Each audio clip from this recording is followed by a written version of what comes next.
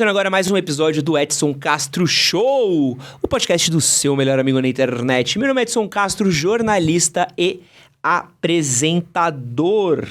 E no episódio de hoje, a gente está aqui com o queridíssimo Du Migliano, que é professor convidado dos principais MBAs empresariais do país. Já foi eleito pela revista Época como um dos 18 jovens com menos de 30 anos que estão mudando a forma como pensamos, entre algumas outras premiações que ele levou.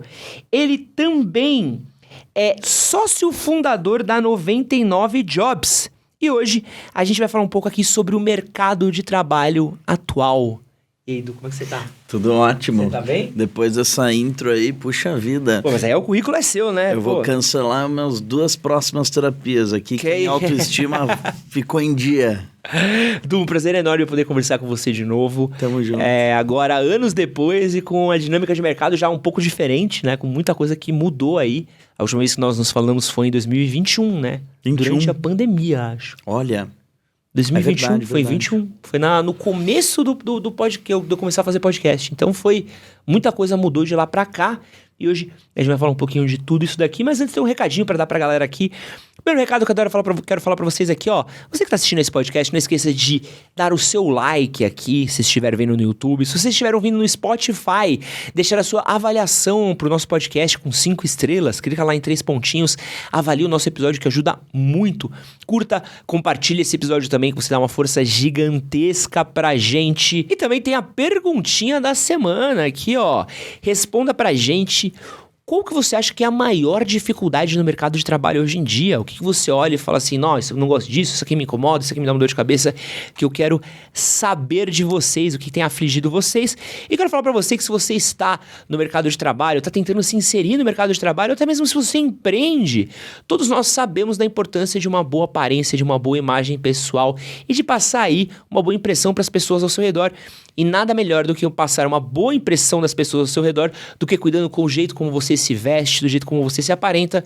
E se tem um lugar onde você pode se vestir bem, estiloso e de uma maneira aí bem acessível, é na Hering. Os meus parceiros da Hering é uma marca que aposta em moda brasileira aí, ó, há muito tempo. Estão sempre aí colados com o que tem de mais atual das tendências de moda masculina, mas também tem aí o básico, que serve muito bem. E usando o cupom Edson15, você tem 15% de desconto nas suas compras, tanto no site, como também no aplicativo da Hering. O meu look inteiro hoje é de Hering. Você reparou que eu me arrumei, Joãozinho? Uhum. Tô aqui de overshirt, camisetinha, calça da Hering, tudo aqui foi comprado lá na Hering. E você também pode comprar suas roupas aí para estar bem vestido para suas entrevistas de emprego, para estar bem vestido para os encontros com os amigos. Afinal de contas, Hering serve desde a moda mais casual até a social também. Aproveita o link que está na descrição do episódio, também no QR Code aqui na tela, e usa o cupom Edson15. Du, eu quero começar com você fazendo uma dinâmica aqui, que é o seguinte... Nós pedimos para os nossos inscritos para eles listarem para a gente quais são as maiores frustrações deles com o mercado de trabalho da atualidade. E a gente separou aqui na tela algumas delas para a gente tentar entender um pouquinho o que tem afligido eles na hora de buscar um emprego, tá? Então aqui tem vários números. A gente podia estar falando eles normalmente, mas acho legal ter uma dinâmica aqui que a gente pode ir indo muito legal. Tópicos. Então, Du, você escolhe um número e a gente joga para você aí essas aflições e como resolver elas. Vamos começar com o número mais legal de todos, que é o 9. Vamos com o 9, então. Perder vaga para quem indica. Como é que eu faço hoje, Du, para ou vencer a cultura do que indica, ou para pelo menos ser uma pessoa que é indicado na cultura do que indica? Uhum. A primeira questão que as pessoas precisam fazer quando elas estão procurando trabalho é encontrar quem são aqueles seus amigos, quem são aquelas pessoas que trabalham ou conhecem pessoas que trabalham em lugares onde você quer trabalhar. Então eu lembro muito bem que eu fui indicado para uma vaga e depois passei por um processo seletivo, mas óbvio que a empurrada do meu currículo ajudou.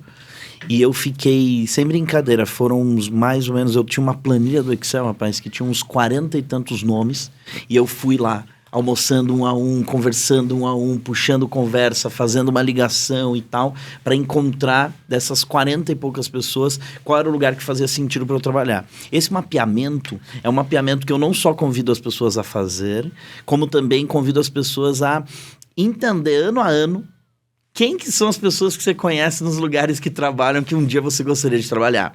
Porque isso faz toda a diferença. É o básico do networking, né? Uma coisa que eu faço também no meu celular é que eu vou colocando um emojizinho antes do nome para ir criando quem são as pessoas que de fato podem me indicar para um trabalho, para um projeto, para uma coisa. Então, por exemplo, os foguetinhos são as pessoas que são contatos que eu sei que eu posso tirar alguma coisa dali. E aí não adianta nada também você, tipo, ser amigo de alguém que só você pede. O que você está entregando? Quando você faz esse exercício, você começa a buscar o seu valor como profissional, né? As pessoas que indicam, sim, pode estar sendo indicada porque é um parente de alguém e tal, mas o que de fato, uma porta se abriu. Agora, o que de fato faz com que a porta fique aberta é a competência e o talento desse profissional no longo tempo. E você acha que dá pra vencer, vamos pensar assim, numa vaga? Se você tem uma vaga aberta pra você, você tem 2 currículos com a mesma qualificação, tá? Não estamos falando que um é melhor que o outro, os 2 são a mesma qualificação. Um foi indicado por alguém que você conhece e já trabalhou e outro não. Dá pra vencer o quem indica? Não dá. Porque o quem indicou é um ponto a mais da pessoa conhecer e sentir segura. Processos seletivos, eles levam tempo. Por toda a morosidade como um todo, por toda a burocracia, ele leva tempo. Por mais que existam tecnologias que estão auxiliando, ele leva tempo. E quando você escolhe uma pessoa que depois, no dia da manhã, você vai ter que demiti-la, é a pior coisa que existe no processo, né? É tempo perdido, é dinheiro perdido, é tudo perdido. Então, existe um contexto onde, se aquela pessoa eu já conheço, se ela é me indicada por alguém, né? No mínimo, quando eu ligar para ela e falar, pô, a pessoa não tá performando, você consegue fazer com que quem indicou empurre essa pessoa a performar. Isso é nos últimos dos casos, né? Mas é um selo a mais, né? Não tem o que fazer. E eu não falo isso porque eu faço, tá? Eu tô falando isso porque, tipo, é uma dinâmica de mercado, né? A gente também não posso vir aqui contar uma coisa que não acontece, como se eu fosse falacioso, né? Isso acontece, não tem o que fazer. Boa. Próximo número, Du? Próximo, vamos de 5. 5. Ó, todas aqui são frustrações que mandaram pra gente. E essa aqui foi até uma que eu li esses dias numa live, que são as vagas falsas. Que tem se tornado algo... Coisas, não sei se é só do Brasil, mas coisas que é males dos tempos modernos, assim. Qual que é essa das vagas falsas, Du? Cara, eu vou te falar que do pouco que eu tenho estudado sobre isso, ainda é uma coisa meio nebulosa, assim. Tipo, não tem uma explicação de fato do porquê que isso está acontecendo. O que existe numa possibilidade de vaga falsa a pessoa está se candidatando para uma vaga que ela já foi fechada há muito tempo, mas no sistema ela continua aberta. E aí aquilo é considerado uma vaga que não existe. Então ela é falsa, entendeu? Tem muita gente, por exemplo, que... Vou dar um exemplo. Imagina que aqui você precisa muito de um editor de vídeo. E sempre precisa de editor de vídeo. A pessoa deixa uma vaga aberta de editor de vídeo o ano inteiro. Então essa pessoa se candidata esperando amanhã, daqui 2 semanas, ser chamada para uma entrevista, mas, cara, ela tá num banco de talentos. Ela não tá, né? E aí vai entrando gente, os sistemas não vão ranqueando de forma correta, essa pessoa vai ficando num limbo, ou seja, é uma vaga que também não faz sentido ficar aberta, né? A gente viu uma notícia sobre, que também dá para chamar de vaga fantasma, né? Sobre empresas que abrem vagas fantasmas, também como forma de tentar mostrar que estão performando melhor no mercado. Sim, se está contratando, que realmente está crescendo, né? Então, são fenômenos loucos dos tempos atuais, né? O bom dessas empresas é que bom que é falsa, porque se você trabalha numa empresa que tem esse tipo de visão, não é só isso que vai ser ruim. É um monte de coisa lá dentro. Exatamente. Então, próximo número, Du. Vamos de 1. Não ter resposta do RH. O maior problema. Essa daqui foi uma das que a galera mais mandou pra mim. Que é essa famosa do... Pô, participei... Um amigo meu, inclusive, tava trocando ideia comigo esses dias. Ele participou de um processo seletivo num grande banco. 4 etapas. Ir até diretoria e tal, que tecnicamente seria a última. E já tá há mais de um mês sem resposta do RH. E manda mensagem, até respondem, não, tamo vendo aqui ainda, tal. O que acontece que a gente não tem mais nenhum... Mesmo com IA, mesmo com processos que são tecnicamente mais regidos por ferramentas, a gente não tem uma respostinha. Eu vou contar. Essa é a pergunta mais legal na minha cabeça, assim, tipo, para responder, porque ela existe com muita frequência, ela é o maior problema. Bom, a gente está falando de uma sociedade que, tipo, lida com questões de ansiedade cada vez pior. Então, assim, uma semana de uma ausência já é o sentimento do candidato ir lá e mandar. Tanto é que dentro da 99 Jobs a gente tem um call center, assim, que eu chamo que é um call center de luxo, que a gente responde todos os e-mails. Só para você ter uma ideia, ano passado a gente respondeu 24 mil candidatos. Nossa. Então, imagina o número de horas por dia que isso é demandado, com perguntas, Ed, do tipo, que roupa eu vou na entrevista, até por que eu ainda não recebi a resposta. Por que isso acontece? Ponto número 1. Às vezes, a pessoa está fechando com o profissional, mas ela não está segura ainda de que aquele profissional vai fechar com a vaga. Então, eu preciso ter candidatos num backup, entendeu? Ali que no dia da manhã eu vou conseguir, tipo, puxar mais candidato caso aquele candidato feche. Esse é um problema. Então, as pessoas não dão não de cara. Por quê? Porque elas estão cozinhando a possibilidade daquela pessoa ser uma pessoa. Agora, óbvio, se você já ficou um bom tempo sem resposta em alguns dos processos, não quer dizer que você foi eliminado no processo seletivo. Por quê? Porque o RH, ele é muito desorganizado também. Ele, tipo, não tá conseguindo organizar todas as oportunidades e dar atenção para tudo que aparece. Quando a gente abre uma vaga hoje, imagina que venham 600 pessoas inscritas, que é uma coisa meio normal, tá? Uhum. Abrir uma vaga numa plataforma hoje, você vai ter mais de 100. Você é um dos 600, entendeu? Em algum momento, em algum lugar. O RH, ele às vezes desorganizado, porque está recebendo muito currículo, ele não consegue responder. Outro problema que acontece por conta dessa temática, o profissional ele entra num limbo do recrutamento, no entendimento de que eu não vou precisar dele para essa vaga, mas eu vou abrir uma daqui a pouco que eu vou puxar ele de volta desse limbo. E aí como é que a pessoa sabe, entendeu? E aí tem um outro problema adicional, são várias camadinhas. Uhum. Latino, as pessoas latinas, elas não falam não. Elas têm sentimento, elas sabem que aquilo vai ficar triste. Então, é muito preferível você se afastar da pessoa. Isso acontece nos relacionamentos também, não é só no recrutamento, né? Você se afasta das pessoas do que chegar para ela e falar, puxa, vamos terminar o nosso relacionamento? Vamos terminar aqui, para essa vaga não fez sentido. Um outro problema, quando você vai dizer não, você não pode contar por que não, entendeu? Isso é meio errado. Tem muita gente que dá feedback, mas assim, é muito desafiador o feedback. Vou te dar um exemplo específico de feedback. Imagina que eu estou contratando uma pessoa que está se inscrevendo para um banco de investment bank, ou seja, um banco de investimento, que o cara precisa ficar ali 16 horas atrás de uma planilha, ambiente de pressão absurda e tal. Pessoa, não tem nada a ver com aquele lugar. Aí você chega para ela e fala assim, aqui a gente tá esperando que a pessoa seja uma pessoa que vai ficar 16 horas atrás. Às vezes a pessoa queria tanto aquilo que ela tenta se moldar para ser uma coisa que ela não é. E o fato dela ter se inscrito numa vaga que não tem a ver com ela, e tá tudo bem porque você tá num processo natural de autoconhecimento, faz com que você entenda que aquela fala vai ter que te moldar, porque eu quero aquilo que eu me inscrevi, entendeu?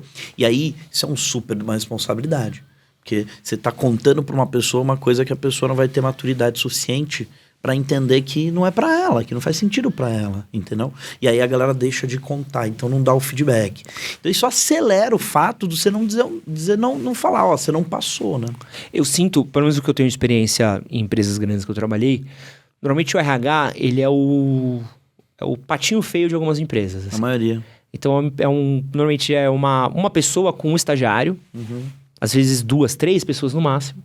E aí, como você falou, vai abrir um processo seletivo com 600. O último processo seletivo que eu abri, eu recebi acho que mais de 1.000. Aqui? Maravilhoso. 1.000. Como é que você seleciona? Você colocou em e-mail? 1.000? O que você fez? Fiz em e-mail. Da próxima vez você vai usar 99 Jobs. Vou usar, porque, é loucura. Porque vem 1.000 e-mails, Cara, você tem que abrir 1000 e-mails. Exato. Aí você tem que ler 1000 e-mails. Exato. E aí você tem que fazer uma triagem. O que eu vou triar aqui dentro? E aí, a pessoa que tá, o RH, quando tá fazendo isso, e tô falando pra você, primeiro, Georgiana trabalhou comigo na RBS, que era o nosso RH, conversava muito com ela. Ela tava não só cuidando disso, mas também tava cuidando de benefício que a galera tinha pra receber, endomarketing, treta da galera dentro da empresa, questões internas, demissões. Remuneração. Coisa que, leva a carteira de trabalho pra cá, assina aqui, assina ali. Então, normalmente o RH é muito pequeno, o cobertor é muito curto, pra uma extensão muito grande. Então, assim, mandar uma negativa de um currículo, esquece. Agora, de entrevista, quando é entrevista com 4, 5, 6 etapas, às vezes o RH não tem braço, né, cara? E é uma coisa que a gente precisa entender isso, assim, porque eu acho que isso daqui é uma parada que ela é frustrante, mas é uma... Você pode me falar se eu estiver enganado, tá? Eu acho que a frustração surge quando a gente tem um sentimento que seria diferente. Entendeu? Então, quando você sabe assim, pra vagas de emprego que eu vou mandar, é capaz de não ter uma resposta, eu acho que você tem um sentimento de frustração positivo, porque ultimamente a regra é essa. E não é mais a exceção. Pelo menos é a visão que eu tenho hoje, assim. Uhum. E aí, já quer ir pro próximo tópico, Jadu? Esse é o tópico... Mais importante, o número 1 é o mais importante, assim. Então, o RH desorganizado, que não consegue... Se você está se inscrevendo numa oportunidade e essa oportunidade te pede um e-mail para você mandar seu currículo, cara, a chance de você cair nesse limbo aí é muito alta. Porque, de fato, assim, tipo, o trabalho que existe de, tipo, recrutar, tá? E às vezes você acha que você é 1 para 10. Você é 1 para 1000, cara. 1 para 1000 é menos de 1% de chance, entendeu? Qual que é o timing correto que você tá como top da caixa de entrada do e-mail do cara? Então, assim, super complexo. Então, primeiro, desorganizado. Segundo, o brasileiro e o latino como um todo, a pessoa latina como um todo, ela não quer falar não. Segundo, ela pode estar usando você como backup, ou seja, tipo, não vai dar certo com aquele, mas ele quer que dá certo com aquele, ele te segura um pouco mais. Quarto, pode ser que ele tipo, use seu perfil para uma outra vaga que ele já sabe que vai abrir, porque ele gostou de você, entendeu? Esse é um quarto também. E 5, vou trazer mais um ponto aqui só para fechar, que é o tempo da ansiedade da pessoa definitivamente não é o tempo do profissional de recrutamento, entendeu? Então, assim, o tempo de Esses dias eu fui fazer uma palestra no Mackenzie e a galera tá com um desafio de interesse muito grande, né? Tipo, as pessoas têm pouco interesse. Eu sinto cada vez mais isso. Então, as pessoas menos interessadas. E aí eu premiei os mais interessados com uma mentoria nossa. Que legal. Então, as pessoas, antes de fazer uma entrevista, e uma das meninas lá comentou que queria fazer uma entrevista, que sonhava em trabalhar na L'Oréal. E aí, no meio da palestra, eu mandei uma mensagem para uma diretora de RH na L'Oréal, e falei, você topa entrevistar? Só para conhecer. E a menina ganhou uma entrevista com a diretora de RH, entendeu? Alguma coisa pode sair dali. E aí eu falei, consegui aqui e tal, não sei o quê. Eu acho que eu recebi uns 20 WhatsApps. E aí, conseguiu? E aí, marcou? E aí, tá não sei o quê. Porque, de novo, né? O tempo da pessoa ansiosa por uma oportunidade não é o tempo de quem já tá sentado em cima das oportunidades, né? Pô, essa é boa. Qual que é o próximo número? Vamos de 7. 7. Vou fazer um X aí. Competição alta por vagas. Né? E a gente falou, né? Então, 1000. 1000 para 1, né? E aí, vou falar uma coisa pra você. Às vezes de abrir... E assim, eu sou um cara que eu tento ler... É que você vai criando processos eliminatórios, né? Então, pra mim, não mandou mensagem no corpo do e-mail? Pum, esquece. Mas vamos fazer uma conta. 1000? Não dá pra ler 1000 e-mails. Se você levar 30 segundos... Não dá pra ler. São 500 minutos. 500 minutos dividido por 60, a gente tá falando de 8 horas. Não dá. Imagina você um dia inteiro. Hoje eu só vou ler e-mail. Não tem como. Não tem como. Você vai achando o processo de eliminação, cara.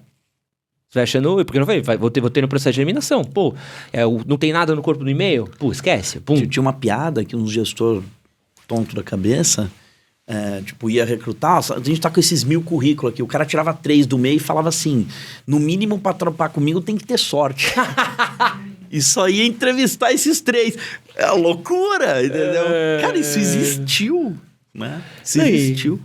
E como é que faz hoje pra você lidar com A isso? competição alta por vaga só é respondida pela competição, pela sua também tentativa de número maior do que 2, 3 vagas.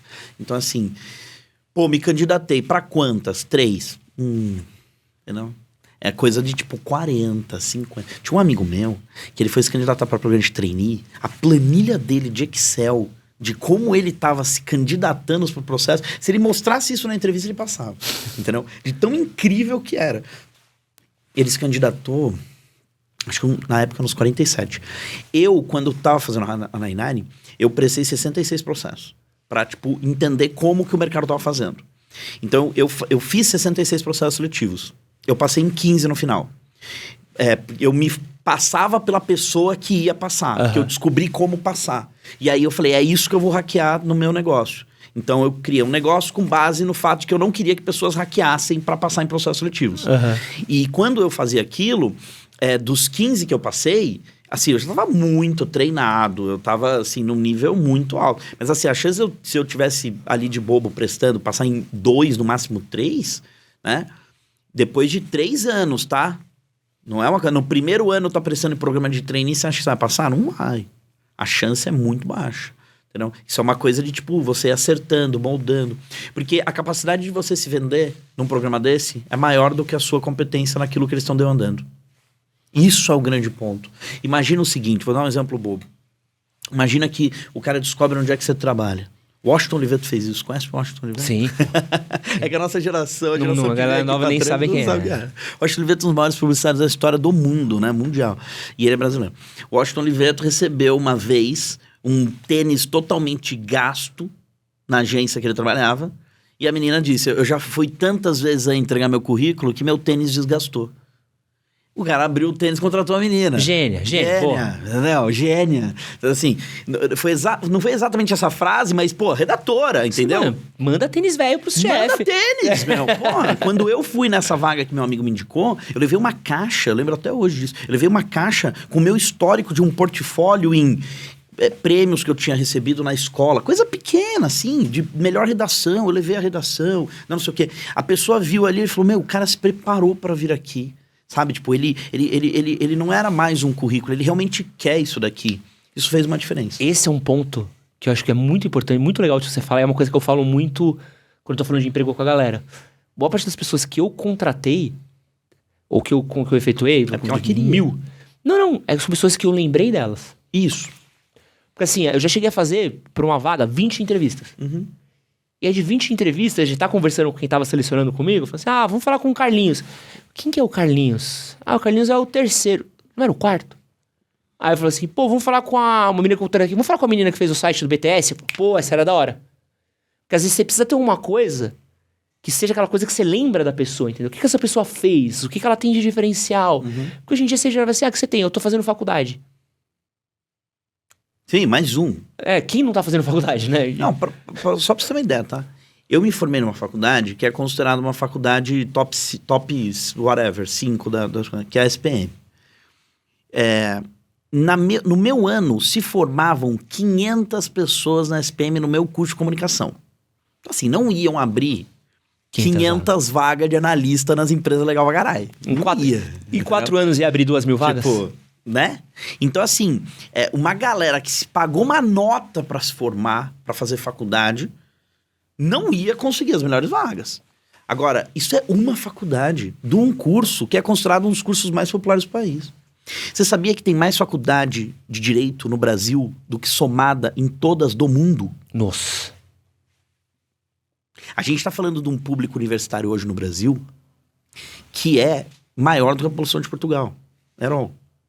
Você sabe quantas pessoas negras se formam em universidades federais no Brasil com notas de formar? Porque passar é uma coisa, se formar é outra. Né?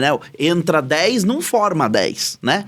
600 mil pessoas negras saindo com notas iguais ou melhores do que pessoas brancas nas universidades federais. Representa 52% da população universitária em universidade federal. Onde esses caras estão? Entendeu? Então, assim, é muita gente, cara. E aí, se tem muita gente, né? Se tem uma competição alta por vaga, você também precisa entender por que você não é mais um dentro do meio como um todo. Então, só se inscrever na vaga, só mandar seu currículo, não é suficiente, né? E aí você escolhe umas 2, 3 ali que você vai dar uma investida. Imagina que o cara quer muito trabalhar aqui. Aí ele vai lá e descobre como é que faz essa espuma aqui. Aí ele vai lá e põe o teu logo na espuma. E ele fala, eu queria trabalhar aqui, eu já tô ajudando você a construir melhor. E ele manda as espumas pra você. É uma besteirinha, entendeu? Às vezes custa R$30 no Mercado Livre, mas faz diferença, vai te lembrar de... Mas, produção, se alguém descobrir como coloca o logo na espuma, né, tá contratado amanhã. No que a gente tá atrás exatamente de um bagulho assim. Tá mesmo? Eu tenho um contato de mesmo? O Du vai ser contratado e perdeu sua vaga aí. Pronto, eu ganhei essa vaga aí. Pior é que eu tenho mesmo. Próximo, Du. Já sabe que pegar aqui terminando a gravação. Eu mando. É o pessoal do Rio Grande do Paraná. Porra. 3? Pra fazer o xizinho? Vamos fazer o X. Exigência nos currículos. Essa daqui, mas acho que essa é bem complementar do que a gente já falou, né? Super, e ela parece que foi conectada com uma ali. Porque já que tem mais competição, você tem mais exigência, né? Agora, o que é a exigência? Que esse é um ponto interessante. A exigência, ela não é de fazer as melhores faculdades. A exigência é de... Imagina você que o Duolingo... Não pode falar mais? Pode falar. O Duolingo, às vezes não sei se eu tô promovendo. Inclusive, Duolingo, se quiser tiver aqui, já manda Duolingo, um e-mail. esse é o teu momento. Eu vou contar por quê. Olha só que interessante. Duolingo é um aplicativo simples, que não existe a possibilidade de ninguém que está nos assistindo, ninguém que quer se desenvolver, que quer crescer, não tá no Duolingo. Por quê? Você passa um tempo considerável hoje nas redes sociais. Se você passasse 10%... Aliás, vou dar uma super dica para vocês aqui. Vou usar esse aqui. Primeira coisa que tem no meu celular aqui é o tempo que eu gasto no meu celular. Primeira coisa. Isso é a coisa maior que tem. Você ter controle do tempo que você está usando é o que faz você crescer e se desenvolver. Se você consegue olhar para o seu desenvolvimento usando o Duolingo, vou contar por quê. O cara faz inglês e espanhol no Duolingo. Pô, mas um dia eu assisti uma série coreana, tava vendo um dorama, achei interessante, deixa eu fazer um pouco de dorama de coreano do Duolingo. Isso é uma exigência no currículo, que nunca vai ser. Mas você tem coreano. Aí você vai lá, você tá olhando... Por que o cara tem coreano? Deixa eu entrevistar esse cara. Você lembra do cara. Você lembra dele. Por que ele tá falando árabe? Aqui o cara chama... um nome italiano, o cara tá falando árabe. Por quê? Aí você vai adicionando essas coisinhas, vira história de entrevista, a pessoa é contratada. E você falou da questão da população universitária no Brasil. É uma coisa que eu falo, que eu vivi, foi o que me ajudou muito nas contratações que eu tive. Se você passou 4 anos numa faculdade e tudo que você fez foi só faculdade, imagina. Esquece. Exatamente. Esquece. Se não tiver nada, se não tiver um trabalho voluntariado, se não tiver um freela, um serviço extra, uma entrega a mais, que você olha no currículo e fala assim... Porque hoje em dia, que nem eu te falei, de 1000 currículos que eu vi, cara, a maioria deles era curso de faculdade. Uhum. E aí você começa a falar assim, tá, eu vou ver aqui, o que eu gosto mais? Gosto mais da Uninove, gosto mais da Unip. Você vai começar a ter que fazer um critério. Se o cara não tem ali alguma coisa a mais do que a faculdade... E aí eu tô aqui com você... Aí você bate um papo disso, aí você fala, pô, abriu uma vaga tal. Eu falo, caraca, eu tenho um cara pra te indicar. Acabou. E aí bate na indicação e já era. Acabou. Olha só, Duolingo, olhando pra línguas que não estão no mainstream. Mira línguas que não estão no mainstream. Desperta curiosidade, te coloca num lugar diferente, por aí vai. Imagina depois disso, você começa a se interessar não só por séries, você começa a se interessar por influencers coreanos que fazem do-it-yourself de marcenaria. Isso tudo é história para você se mostrar uma pessoa interessada, curiosa, que quer encontrar soluções diferentes para fazer as coisas acontecerem. E uma coisa que é interessante do que você comentou, que é não fazer só a faculdade. As pessoas entendem espaço de trabalho, empresa, faculdade, como lugar onde elas estão porque alguma coisa aconteceu, porque ela pressou um processo seletivo. Passar naquela faculdade ou passar naquela vaga só mede a sua capacidade em passar em processos seletivos. Não mede a sua competência pura e simplesmente. Porque se você tinha 1000 pessoas, passou o que tinha mais habilidade em passar em processo seletivo. Não passou o mais competente. Às vezes o mais competente é um maluco que, tipo, sabe, cientista, que tá lá fechado, o cara nem sabe falar direito. Esse às vezes é o mais competente. É o cara que mais... Mas esse daí também não vai ter visibilidade. Esse é o ponto. Usar a faculdade, usar o teu trabalho como plataforma de desenvolvimento, não como espaço onde você tá. Eu fui trabalhar num banco, que era dessa vaga aí, e eu descobri que na torre onde eu tava trabalhando, trabalhavam mais 6 mil pessoas. Cara, eu jantei aquele banco. Eu coloquei uma meta pra mim que, assim, todo dia eu vou almoçar com uma pessoa diferente. Resultado disso, quando eu fui fazer meu negócio, o meu investidor primeiro veio de lá, meu primeiro cliente veio de lá, a minha esposa veio de lá, tipo assim, meu sócio veio de lá. Eu jantei aquilo, eu conhecia todo mundo, entendeu? Porque eu criei um espaço onde eu tinha que ficar na minha cabeça, eu preciso conhecer gente, eu preciso conhecer gente, eu preciso conhecer gente. E aí você torna aquilo como uma plataforma do seu desenvolvimento. Quando eu estava na faculdade, eu fiz empresa júnior, eu fiz 3 intercâmbios por bolsa. Então assim, porque eu era o cara que, tipo, quando o professor perguntava quem quer, eu já tava com a mão levantada. E às vezes era para buscar coisa na secretaria para ele. E eu tinha que buscar daí, né? Mas eu já tava com a mão levantada. Quanto mais curioso você é, mais você vai construindo repertório e aí por aí vai, né? Sim. Vamos pro próximo número? 2, 4, 6 ou 8? Vamos de 8. Boa. Ah, essa aqui é uma delícia, assim. Eu tava lendo uma reportagem da... A gente vai falar um pouquinho mais a fundo dela. Uma reportagem da Exame, que tava falando que hoje o processo seletivo não só ele está mais longo, né? Então, uma apuração que eles fizeram antes, que durava uma média de 40 dias, a gente subiu para 45. Como a gente subiu o número de etapas também, né? Então, eles avaliaram algumas empresas que hoje a gente tem tido pelo menos 4 entrevistas para você entrar para uma vaga, assim, em grandes empresas. E, pô, primeiro, dinâmica em grupo é uma forma de inferno particular. Mas como que lida com essa porrada de entrevista e dinâmica, sem perder o fogo no olhar? Imagina que aquilo que a gente estava falando sobre sorte, né, no currículo, cara, no final vira sorte mesmo, porque quando você prestar 15 processos seletivos, você não pode trabalhar, né? Você não pode estudar, você só tem que fazer isso, né? Então, para lidar com todas essas dinâmicas, você tem que fazer isso. O desafio é você escolher bem as empresas que você está buscando para fazer cada uma com muito tesão e amor mesmo. Se preparar, se organizar, entender que aquilo faz sentido para ti, né? Indiferente de onde é o lugar, se a pessoa escolhe bem os espaços, ela se interessa muito mais. Vai ter uma fase da vida que você vai meio que se inscrever como treineiro. E aí você vai lá e testa o máximo que você puder. Tanto é que eu sempre falo, cara, achou uma vaga legal, se inscreve. Ah, mas nem tô procurando emprego. Não vai procurar emprego quando você precisa procurar emprego. Vai procurar emprego quando você achou uma vaga legal. Se inscreve, entendeu? Uma vez eu fui prestar um processo seletivo, na época era no Google. Eu tava trabalhando no banco ainda. Aí o cara falou assim, por que você quer sair do banco? Eu falei, não quero sair do banco, eu quero trabalhar no Google. Tipo assim, não é que eu queria sair de um lugar, entendeu? Eu queria trabalhar ali. Ali era um lugar que fazia sentido pra mim. Na época o Google tava começando, era uma vaga pro YouTube, muito interessante. E aí, tipo, foi quando a gente começou a fazer o nosso trabalho de recrutar e tal. Então, assim, isso tudo pra contextualizar que... E escolher as empresas que fazem sentido para ti faz com que você veja as dinâmicas e as próprias entrevistas num outro contexto. Agora tem muita sacanagem nessa brincadeira.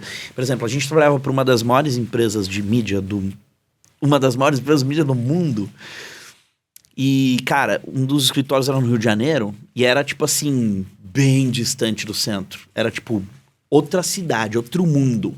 O lugar. Tinha gestor que fazia o candidato ir 7 vezes lá.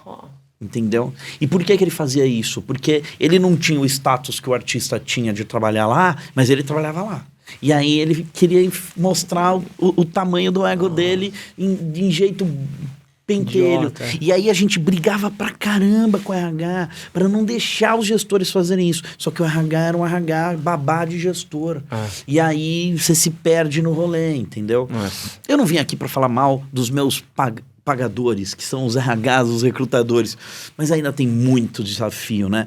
Se você não escolhe de fato organizações que você vê que tem um cuidado, que tem uma atenção, que tem um carinho, você vai acabar caindo na mão de, tipo, situações como essa. E o RH muitas vezes é mais vítima do que causador, né? Ele tem um carinho muito por ele tem um quê de vítima, mas... de vítima, mas ele tem um quê de, tipo, não querer quebrar o status quo do contexto. O RH ele tem pouquíssima segurança psicológica para conseguir desafiar a forma como ele foi ali estruturado. Vamos aí pra qual agora, Du? Vamos de 4. Esse aqui a gente já a gente vai falar mais a fundo disso, tá? Tá. Mas vou dar uma leve pincelada aqui do que isso daí... A gente fez um conteúdo esses dias sobre Gup, né? E assim, se Gup fosse uma pessoa, não ia conseguir sair de casa direito sem ser enquadrado pela galera na rua, né? É o próximo desafio, né? Eu acho que assim... Olha só, vou um pouco atrás ainda. Se você é um bom profissional de AI, se você é um puta cara bacana de desenvolvimento de tecnologias de inteligência artificial, você não vai trabalhar numa empresa de RH. Tipo, o mercado de mídia já te pegou. As maiores big techs do mundo já te pegaram. Então, assim, o que sobra, o que é o AI das empresas de recrutamento? O meu mestrado é em algoritmos racistas, né? Então, assim, tipo, a minha dissertação toda é estudando como essas tecnologias vão piorar todo o resto, os outros números, entendeu? Eu não tô dizendo que eu não uso, eu não tô dizendo que eu não tenho, eu não tô dizendo que eu não acho bom, eu tô dizendo que a gente tem que tomar muito cuidado na construção. Isso tem que ser feito com uma responsabilidade muito grande. E não tá sendo feito, né? Então, acho que, assim, esse é um tema aí que ele é cabível de discussão, de revolta, de posts, de reclamação, né? Agora, no final, o capital é dono do rolê, né? Às vezes a gente vai na plataforma, mas a gente tem que ir nas empresas que escolhem a plataforma, né? Porque é meio que, tipo, pegar o aviãozinho e não pegar o traficante, entendeu? Quem tá financiando aquele negócio, né? Pra acontecer, sabe? Boa. 6. Essa daqui é uma frustração que a galera tem. Eu botei a escala 6/1 aqui, mas foi uma reclamação muito grande. Mas, no geral, é o famoso... Tá foda achar uma vaga, quando eu acho uma vaga, a escala é uma escala desgraçada. Apesar da gente ter leis trabalhistas que, tipo, em muitos outros lugares do mundo não tem, né?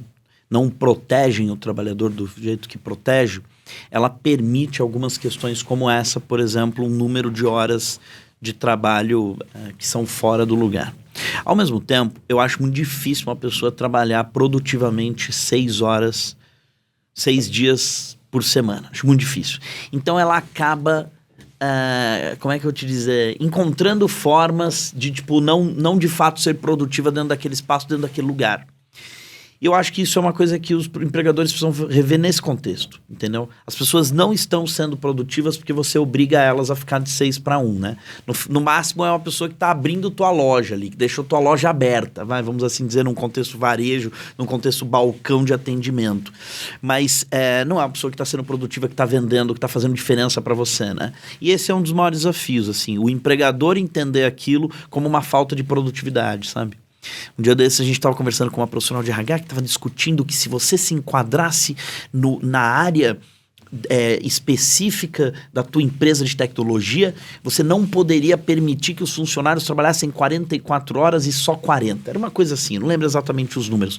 Aí eu olhei, eu falei, não, mas peraí, você quer mudar a lógica do teu negócio para entrar num outro sindicato que, tipo, permite mais horas do que o normal?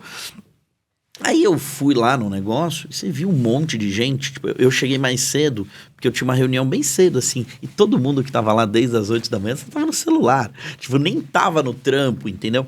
E é meio isso, tipo, sabe, é um devaneio, né? De, tipo, você obrigar a achar que essa pessoa vai ser mais produtiva, ela vai gerar mais valor pra você, porque ela tá mais tempo no trabalho. Né? Não é a gente reclamar da qualidade dos serviços.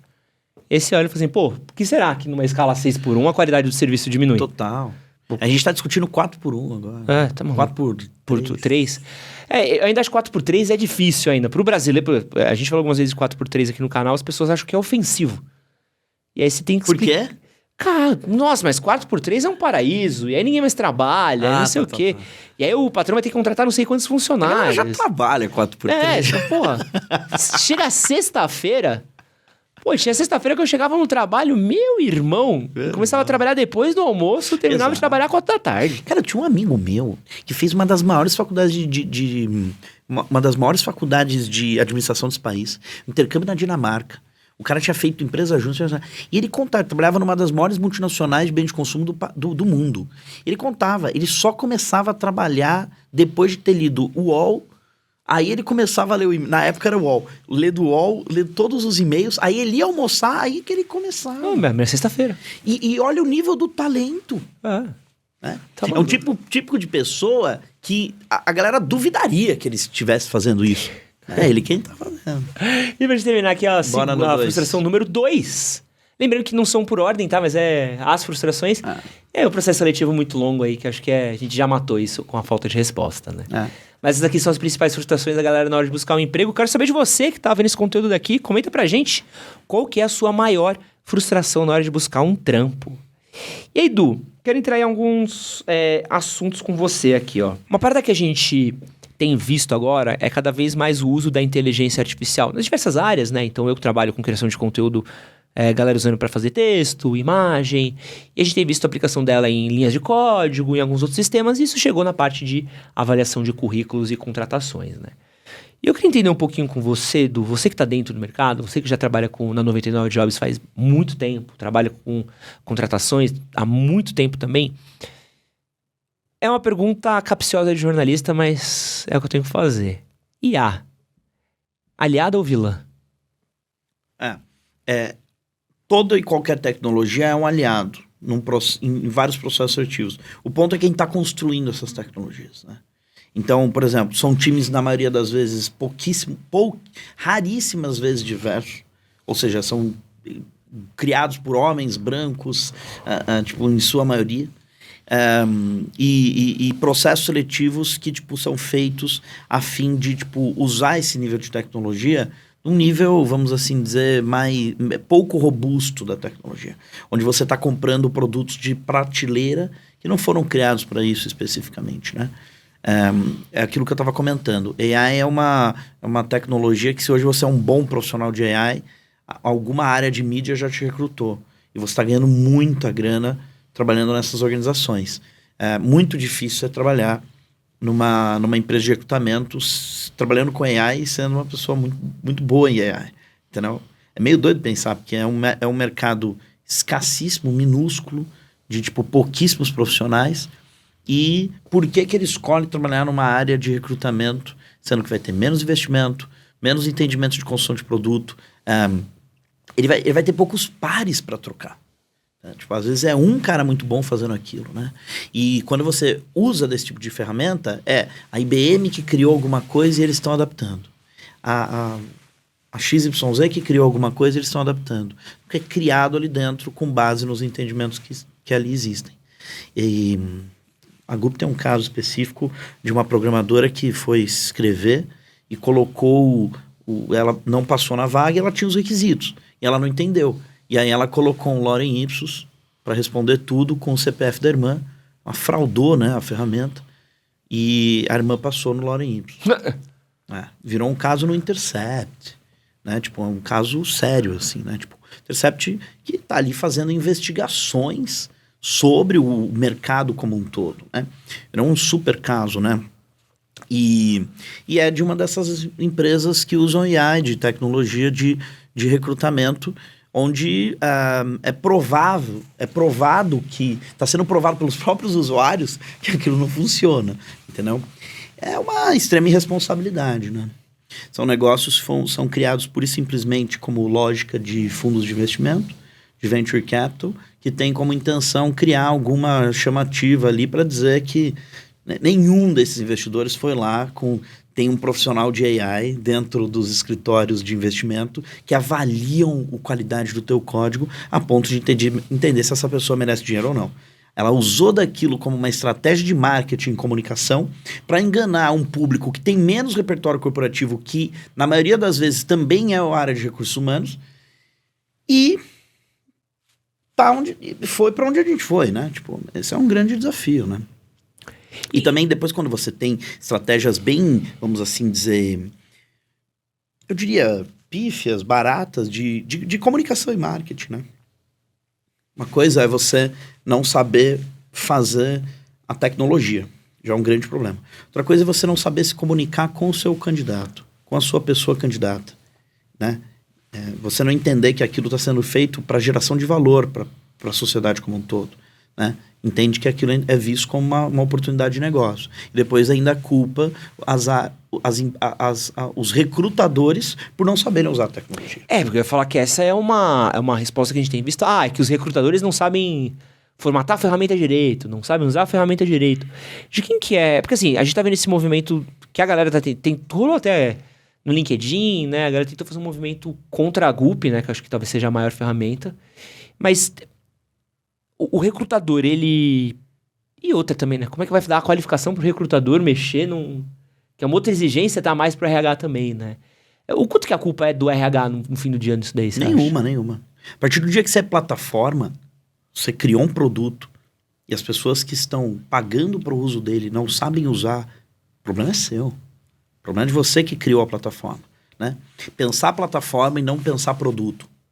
Pensar a plataforma no entendimento onde existem diversos stakeholders que estão envolvidos, criando um ecossistema e dentro desse entendimento de ecossistema, eles se conectam com aquilo que o seu produto oferece, né? Quando você pensa em plataforma, você também pensa em... A maioria, por exemplo, das casas de tecnologia, das empresas de tecnologia relevantes, tinham evangelistas, né? São profissionais que tinham como intenção evangelizar seus produtos e seus, né, daquilo que se faz, né? Só que quando o produto realmente é muito bom, as pessoas se conectam com ele, ponto, né? Esse é um caso que o RH não tem culpa, assim, absolutamente. E como é que funciona essa avaliação? Porque assim, eu consigo entender a lógica por trás disso. Então, eu falo assim, eu tenho 1000 currículos. Tá, então, talvez precisasse filtrar esses 1000 currículos por A, B e C, que são tópicos principais para mim, entendeu? Então, sei lá, eu quero dos 1000 currículos pessoas que tenham inglês avançado, pessoas que tenham trabalhado em canais do YouTube, e quero pessoas que tenham, sei lá, diferencial um Photoshop ou uma ferramenta específica, assim. Eu consigo entender essa dinâmica, assim. Mas a ferramenta trabalha nesse nível daí ou não? É por palavra-chave? É por tag? Ela identifica quem recrutou, quem foi recrutado e, estabelece como padrão o perfil do recrutamento, do recrutado. Entendeu? E aí ela vai procurar outras pessoas parecidas com quem foi recrutado. Puta, é uma merda. É uma merda, por quê? Quem é recrutado? É uma população que não diz sobre o Brasil. Entendeu? Então, quem tá reclamando é a galera que tá vendo só... Eu vou usar um padrão aqui que pode ser que briguem comigo, mas é fato, que é só o homem branco, hétero, que, passa nesse tipo de processo, entendeu? Então, esses dias estavam discutindo uma coisa chamada entrevista às cegas, da qual eu sou absolutamente contra. O que é entrevista às cegas? É você fazer uma videoentrevista com as pessoas e pôr um blur no rosto, mexer na voz, para não ver que existe uma mulher ali. Então, se o gestor olha e assiste, ele não tem um viés do tipo, ixi, mulher não vai dar certo na área de tecnologia, eu só quero homem. Porque ele é homem e ele constrói vieses parecidos com o dele. E aí, se ele é uma mulher, nossa, de repente... Cara, se você não tinha a intencionalidade de contratar uma mulher, se você não tinha a intencionalidade de contratar uma pessoa negra, não adianta você colocar ela pra dentro depois, que você não vai conseguir conviver com uma série de elementos que o feminismo, o feminino dela traz, que a negritude dela traz, super complexo, entendeu? Então, assim, o entendimento do padrão, a fim de, somar esse padrão para que outras pessoas façam parte daquele, é excluir, né? É exclusão. E quem é a maioria, quem é o grosso dos 1000 talentos? Não é aquele que a AI está buscando como padrão de quem passou no processo seletivo. Esse é o ponto. Entendeu? Então você tem uma massa de pessoas que nem sequer é posicionado, é ranqueado o seu currículo, né? E os testes, eles são muito baratos, né? São testes muito fraquinhos, né? Não medem nada. Medem a sua capacidade de passar em teste. Agora eu quero mudar um pouquinho de assunto, quero falar um pouquinho sobre carreira. Eu ouvi uma frase uma vez, que eu acho que é uma frase muito boa, assim, me abriu uma visão para uma coisa que eu não tinha tanto olhar, assim, que dizia o seguinte, que você ser bom em algo não necessariamente significa que você terá uma boa carreira naquilo. E que você construir uma carreira é uma skill à parte do que o trabalho que você exerce. Uhum. O que você acha dessa afirmação, Du? É verdade. As pessoas que, tipo, existem muitas pessoas que são consideradas carreiristas, né? E quem é o carreirista? É um cara que não tem toda a competência para sentar naquela posição, mas ele conseguiu construir os jogos políticos para fazer aquilo. Isso é a maior verdade que existe, não tem o que fazer. Chega uma fase de vida tua que como você joga o jogo diz mais sobre a sua competência de jogar. De por que você está jogando, entendeu? Então, as pessoas que também são boas, para elas crescerem, elas também precisam ter habilidades de construção de carreira. Absolutamente. E vou fazer essa pergunta. Pô, você é a melhor pessoa para falar disso, assim. Quais são essas habilidades de construção de carreira? O que eu preciso saber para ter uma boa carreira? Uma vez... Porque muita gente acha, e eu só vou dar Porque quando a gente tá falando disso, o que eu me incomodo, que eu recebo porque eu sou muito pragmático com certas coisas, né? Vem um comentário. Tem que ser falso. Tem que puxar o saco. Tem que não sei o quê. Como se você construir uma carreira fosse uma coisa negativa, entendeu? Como se você tivesse que abrir mão do seu caráter pra construir uma carreira, entendeu? Olha, esse aí chegou, hein? Também o tanto de saco que ele puxou, né? Tipo, exato. Acho que a habilidade número 1 da construção de carreira é o número de cafés que você toma, assim, tipo... Que tá ligado não a você tomar café... Senão já era o Steve Jobs aqui. Não você tomar café para sobreviver a sua vida estressante, mas o com quem você toma café. Então, por exemplo, tô saindo daqui e tô indo tomar um café com você. A gente vai tomar um café e vai discutir sobre negócio. Só que vai sair alguma coisa desse café. Aí é 1, 2, 3, 4. No 10º gerou coisa, entendeu? Tipo, aquela pessoa tem habilidade. Tenho muita vontade de expor algumas pessoas próximas a mim. Mas aí se alguém assiste, vai pegar, eu tenho muita vontade. Eu vou contar a história de uma pessoa aqui random, mas ela é bem próxima de mim. O chefe dela tomava os cafés por ela e ela entregava todo o trabalho. Na hora que redesenharam a estrutura corporativa, ele se salvou e ela não. Óbvio. Então assim, se tem alguém tomando café por você, qualquer... A gente vive num país absolutamente incerto, inseguro, onde as coisas mudam muito rápido, a todo momento. Loucura. E aí, né? Esses dias um cliente meu foi me questionar se a gente queria ser nosso cliente parceiro. Eu falei, claro que quero. Mas isso daqui tá não sei o quê. Aí eu falei, pera, você tá pensando em trocar de cliente de novo? Porque a gente acabou de pegar essa conta de parceiro de novo. Aí ela olhou e falou, não, sabe o que quer? Que não sei o quê. Eu falei, tá, deixa eu contar uma coisa pra ti. Você tá há 3 anos fazendo isso. Todo ano você troca. Você vai trocar pro 4º. Você acha que o problema tá aqui ou tá lá fora, tá no mercado? Então a pessoa vai... O mercado é muito ágil, cara. Tá o dia inteiro mudando, mexendo, melhorando, arrumando, querendo... E aí não constrói, né? Não é sustentável, né? Então se você acha que tu tá construindo ali um dia a dia de tipo um trabalho conciso, com começo, meio e fim, não sei o quê, se você não tomou café também, você vai ficar... Uma vez um chefe meu, eu não tive oportunidade de carreira na área que eu tava no banco, né? Aí um chefe meu me chamava pra café, eu achava ele um porre. Achava ele muito chato, muito pentelho. E aí eu saí da área sem ser efetivado. Eu era estagiário na época, não fui efetivado. E aí, tipo, fizeram um vídeo falando tchau pro Du, assim, com várias recomendações. E ele só falou assim, tome mais cafés. Entendeu? Mas ele tava falando de tomar café com ele. Graças a Deus eu não tomei com ele, tomei com outro. Consegui 3 oportunidades no mesmo banco. Ou seja, 3 horas das pessoas que eu tomei outros cafés. Ainda bem que eu não tomei com ele. Por quê? Porque realmente era chato. Agora, sim, não quer dizer que eu não tava sendo efetivado porque eu não consegui, eu não tomei cafés, eu não tomei com ele. E aí eu fui tomar outros cafés que, tipo, me fizeram receber 3 oportunidades para ficar no próprio banco, entendeu? Tanto é que eu aceitei uma delas. E aí, como é que eu consigo fazer para achar o diferencial de eu mostrar o que eu faço de melhor enquanto eu tô tomando esse café, de eu ser um exibido?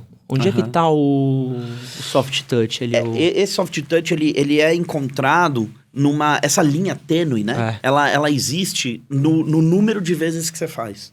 Então é como se você fosse criando uma habilidade com uma bastante autocrítica de entender, tô me vendendo ou não tô me vendendo ou não tô. Olha só que interessante. Tem um cara, ele é considerado um gênio, na minha opinião. Ele foi pro mundo, foi encontrar oportunidades no mundo e tal, e encontrou aqueles speakeasies, né? Aqueles bares secretos e tal. O dele é um dos melhores que existem aqui em São Paulo, de longe, assim, tipo, é maravilhoso. Foram 9 milhões de reais só no bar, assim, um negócio absurdo. E as pessoas são membros desse bar, e o membro que chama o outro pessoa. Você não pode chegar lá na porta e falar, quero ir. Você não pode. Realmente tem esse contexto. E aí, por que eu tô te contando isso? Porque o que no final, quando você entra no bar, você vê? Você vê gente fazendo negócio. Pra caramba. Entendeu? Então, assim, tipo, você tá num lugar super caro, de elite, assim, tipo, você não pode tirar foto, tipo, tem um monte de coisa, assim, que é bem restrito. E aí, quando você vai ver, as pessoas estão ali, elas estão fazendo negócio, entendeu? Tipo, o lugar existe para fazer evento corporativo. Então, ele nem é um lugar pura e simplesmente para fazer, para você ir lá como bar. Apesar de ter, óbvio, e música muito boa, tudo muito bom, comida muito boa, tudo muito bom. Então, isso tudo para dizer que as pessoas que têm sucesso na vida, elas têm lugares que foram criados para isso, né? Tá chegando agora no Brasil a Soho House, é outro exemplo disso. Soho House tem aí mais de... Então, se isso não faz parte do seu dia a dia, né? É super entendível que você vai ficar no lugar da carreira e ponto, né? E as pessoas têm essa coisa do tipo, não gosto do meu chefe porque ele é muito coxinha, porque ele é muito arrogante, porque ele é muito não sei o quê. A pessoa já entende que, tipo, tomar café tem que ser com o chefe, tem que ser... E a gente sabe, a liderança no Brasil é uma liderança tóxica, né? É uma liderança que, tipo, ela trabalha pelo medo para fazer com que o outro tenha medo de trabalhar, né? E por isso ele tem medo de não pagar os boletos dele, por isso que ele trabalha, né? As pessoas não trabalham com segurança psicológica, né? E aí o fato de não trabalhar com segurança psicológica faz com que os chefes sejam as pessoas mais tóxicas do mundo. Esses dias a Exame, do qual você citou, criou uma lista dos 6, 7... elementos de toxicidade que os líderes geram. Eu sou CEO do meu negócio desde que nasceu, porque, né, você teve a ideia, entre meus sócios eu escolhi, a gente se escolheu que eu iria presidir o negócio, e então eu sou CEO de um negócio desde os 23 anos. Cara, eu fiz tudo. Todas as coisas horríveis e podres, e eu lembro com cada um que eu fiz. Só que assim, eu me coloco num espaço de vulnerabilidade de me ver naquilo lá e saber que eu fui e às vezes sou um líder tóxico. Porque é construído para. Agora, não quer dizer que você não vai tomar café com essas pessoas. O que importa é que você tem que tomar cafés, entendeu? Às vezes não é com uma pessoa que você olha e fala, pô, esse cara é chefe. Às vezes nem é o chefe. O menino com quem eu arrumei o estágio, na época, nesse banco, era outro estagiário. Entendeu? Tipo assim, nem era diretor de nada, nem era head de nada, era um estagiário. E ele foi lá e só colocou meu currículo lá na lista de currículos na mesa do cara que tinha vaga, entendeu? Então é meio isso. E eu também tive não é sorte, mas sei lá, tive um pouco de sorte também de ter uma vaga aberta pra minha área na época. Sim, tipo, foi um casamento de data ali que conectou, que fez sentido, né? Você falou sobre ser chefe, eu acho que esse é um assunto que eu acho muito interessante também, porque você falou isso daí, pô, fez a lista de toxicidade e eu bati todas elas, né? E tinha só uma que era bem séria ali, que era crime, que essa eu não fiz. Né? Que ufa! Assédio sexual. Essa que bom, pelo menos um criminoso na lista que a gente trouxe aqui pro podcast, né? Já trouxemos alguns conhecidos, né? Mas deixa pra depois.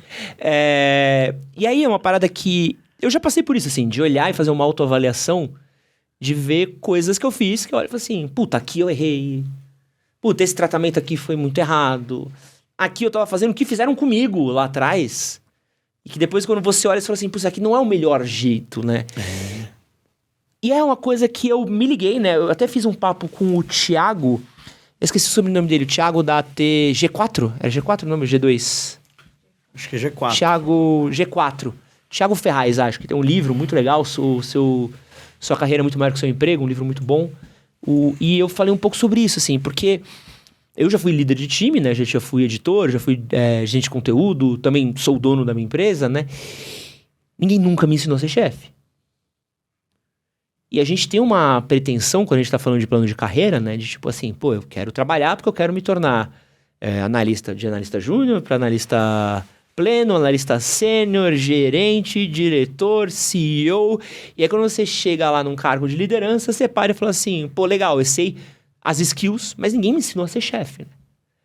Como é que é a dificuldade hoje, você que tá na 99, de treinar bons gestores, bons chefes no Brasil? Sabe aquela coisa meio The Office, né? Você deve ter assistido. Todo mundo é meio Michael Scott. Assim, Cara, é isso, né? Tipo, todo mundo... Tem uma galera que fala, trabalhar nos Estados Unidos, tipo, você vai lá e aí, tipo, você nem almoça, porque, mano... E os redatores do The Office tiveram a ideia da onde? Vieram aqui no Brasil estudar o negócio, virou a série mais... Quando você tem a meia dúzia de lugar, Nova York, São Francisco, que beleza, o resto dos Estados Unidos é tudo The Office, né? E o Michael Scott é um exemplo do líder, né? Tipo, é um cara sozinho, solitário, que, tipo, tenta num processo de liderança mostrar afeto e tipo, reduzir sua carência com base em espaços de onde ele nunca sai do poder, ele nunca sai do espaço onde ele tem voz, né? Eu, por exemplo, todos os meus chefes gritaram comigo. E quando eu tive a oportunidade de gritar, o mundo mudou. Eu acho uma grande sacanagem. Porque eu queria ter vivido um pouco mais tarde para poder gritar também, assim como eles gritavam. E eles estão aí, né? Aposentados, bem aposentados e tal.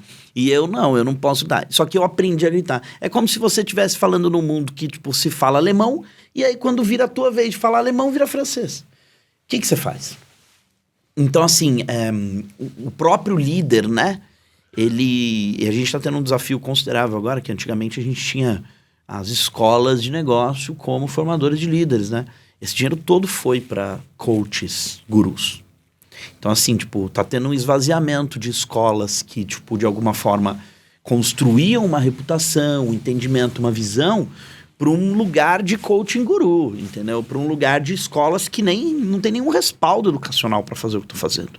São, na maioria das vezes, criados por empreendedores, vendedores de curso, pura e simplesmente, entendeu? Então, assim, vamos ter um problema maior do que o que a gente já tem, né?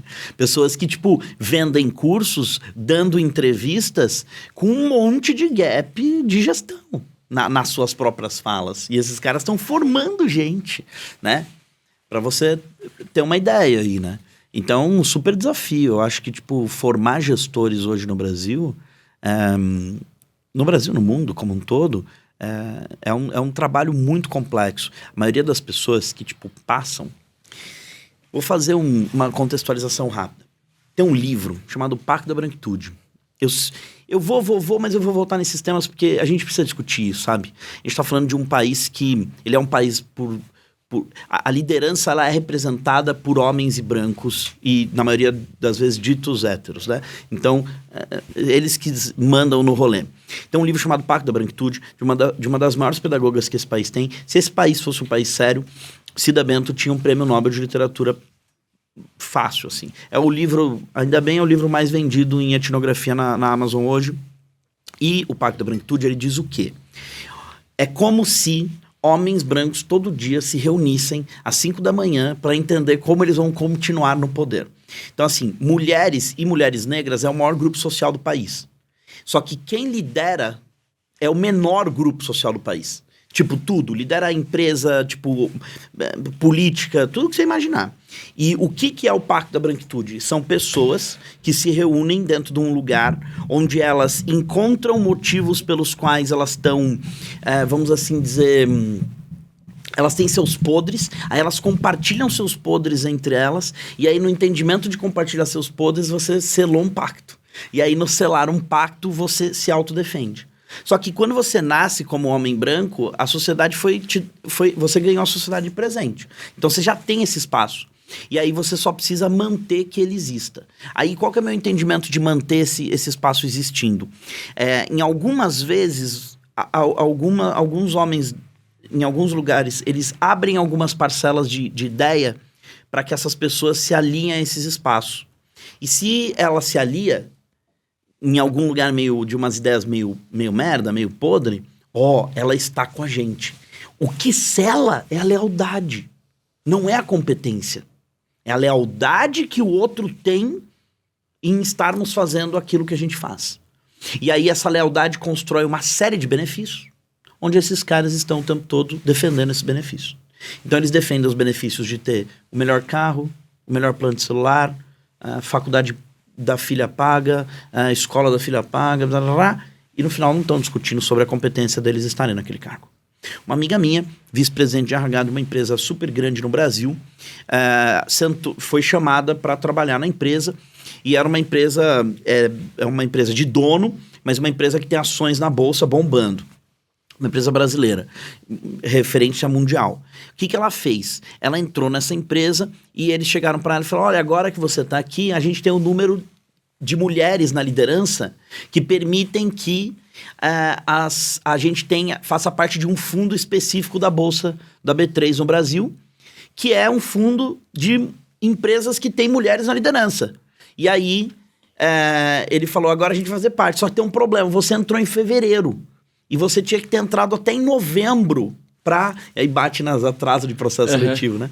E aí você tinha que ter entrado em novembro pra gente entrar. A gente vai lá escrever que você entrou em novembro, tá?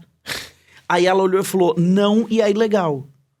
Só que ela tem a segurança psicológica pra desafiar o pacto, porque ela já foi vice-presidente em tantos outros lugares que os boletos dela vão continuar sendo pagos. Ela tem a segurança psicológica financeira de se permitir isso. Então ela disse não. Aquilo volta uma mensagem para os caras que são o pacto como um todo, que fala, ela disse não. Entendeu? Imagina se a gente mostra o resto. Tipo assim, a gente estava dando uma ideia de como ia ser a cozinha. Quando você entrar na cozinha, é uma podridão. E isso é a liderança das maiores empresas desse país. Mas como é que eu treino uma nova geração, uma nova gestão? Mas por que vai treinar? Eles não querem que treine. É quase uma conspiração. É muito louco dizer isso, mas é verdade. Mas vamos pensar agora de um outro ponto de vista, assim. Vamos pensar tudo que tá sendo treinado, desculpa te cortar, tudo que tá sendo treinado, na maioria das vezes, são treinamentos assim que, tipo, a minha esposa trabalha com isso, ela vai brigar comigo. Porque a vida dela é o trabalho de treinar liderança. Assim, tudo que tá sendo treinado é pra inglês ver. Não, eu tô querendo partir de um outro ponto de vista, porque eu entendo isso. Porque acho que talvez é uma esfera que as pessoas talvez não consigam se identificar, né? Porque o que a gente tá falando aqui é de cargo muito alto, né? Mas todo mundo consegue ver alguém que tá nesse lugar e que tem elementos desse lugar. Sim. O que eu quero dizer assim, vamos pensar que eu estou subindo na minha carreira. E eu quero ser um bom chefe. Qual que você acha que é o caminho que eu posso abrir? Tipo, onde eu faço pra eu conseguir achar as habilidades, as skills pra serem um bom chefe? Assim? Só existe uma, lindão. Ouvir as pessoas. O número de vezes que você conversa, aí a gente vai voltar no café. Mas aí não é um café pra conversar com quem tá lá em cima, é pra conversar. Você é uma pessoa que tá ouvindo o outro. A liderança, ela é com base em só duas coisas. Eu falei isso no outro podcast que a gente gravou. Vou falar de novo porque é muito legal. Pode repetir. Se é novo, então pode repetir aqui que tá... Não é novo, eu falei já. Não, esse podcast aqui é novo, então pode repetir que quem não ouviu, ouve de novo agora. Mas é porque é lindo isso. A gente veio ao mundo pra amar e ser amado. A gente não veio fazer mais nada. E o que é ser amado? É se sentir útil e se sentir ouvido. Você cria um podcast pra se sentir amado. Eu tô aqui pra me sentir amado. Eu fiz faculdade pra me sentir amado. Eu fiz filhos pra me sentir amado. Tudo que a gente faz na nossa vida é pra se sentir amado. E o que é se sentir amado? Sentir útil e ouvido. Então, todo mundo que tá embaixo de você como gestor quer se sentir útil e ouvido. E o único jeito de você fazer com que essas pessoas sintam-se úteis e ouvidas é conversando com elas, estando próximo delas, ouvindo as suas necessidades, entendendo os seus desafios, identificando quais são os desafios que existem ali para que tipo, as coisas que precisam ser construídas como novos produtos e serviços escutem o máximo de pessoas possíveis, entendeu? Quando você aumenta a segurança psicológica dessas pessoas, é porque elas se sentem num espaço onde existe escuta, onde elas se sentem úteis ali. Ela se sente útil porque ela é ouvida. Então, a segurança psicológica hoje é a única saída para fazer com que o medo exista e o talento entre. O medo deixe de existir e o talento volte a existir. Porque daí a pessoa está sendo produtiva porque ela vê talento dela ali. Ela vê que ela está crescendo ali. Ela vê que ela existe naquele espaço. Aquele espaço ela é útil ali. Entende? Não é um curso que você precisa fazer, sabe? Você só precisa ouvir o outro. E o que faz... Qual é a habilidade que você tem de escuta? Como é que você cria habilidade de escuta? Ouvindo. Na primeira vez você não ouviu muito. Na segunda um pouco mais. Na terceira, na 20ª você está escutando. Entendeu? Tipo, na 20ª você realmente tá ali tentando entender o que aquela pessoa tá falando, né? Porque você vai tirando seus elementos. Mas se você não tem agenda, como gestor, se você não tem uma agenda de escutar as pessoas que trampam contigo, você vai continuar gerando só as suas ideias, sendo dono de negócios ou de áreas, de funções, onde só as suas ideias dizem, até o dia que você for trocado por alguém que tem as ideias mais legais, entendeu? Porque não construiu uma equipe, não construiu uma liderança, uma área, uma força-tarefa que faz as coisas acontecerem, sabe? Tipo, e o pacto, quando eu falo do pacto, é porque tipo, essa alta liderança, ela se organiza e treina para acessar pactos, entendeu?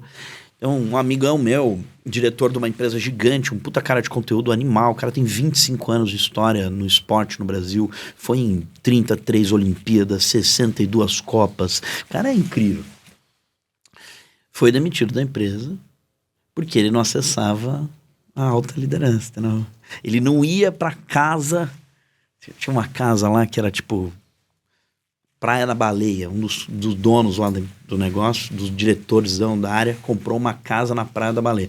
Aí a galera, tipo, ia pra casa na Praia da Baleia pra se encontrar, porque o pacto tem lugares, né, onde eles se encontram, né? E aí eles iam nessa casa. Então, esses lugares tem em toda e qualquer organização.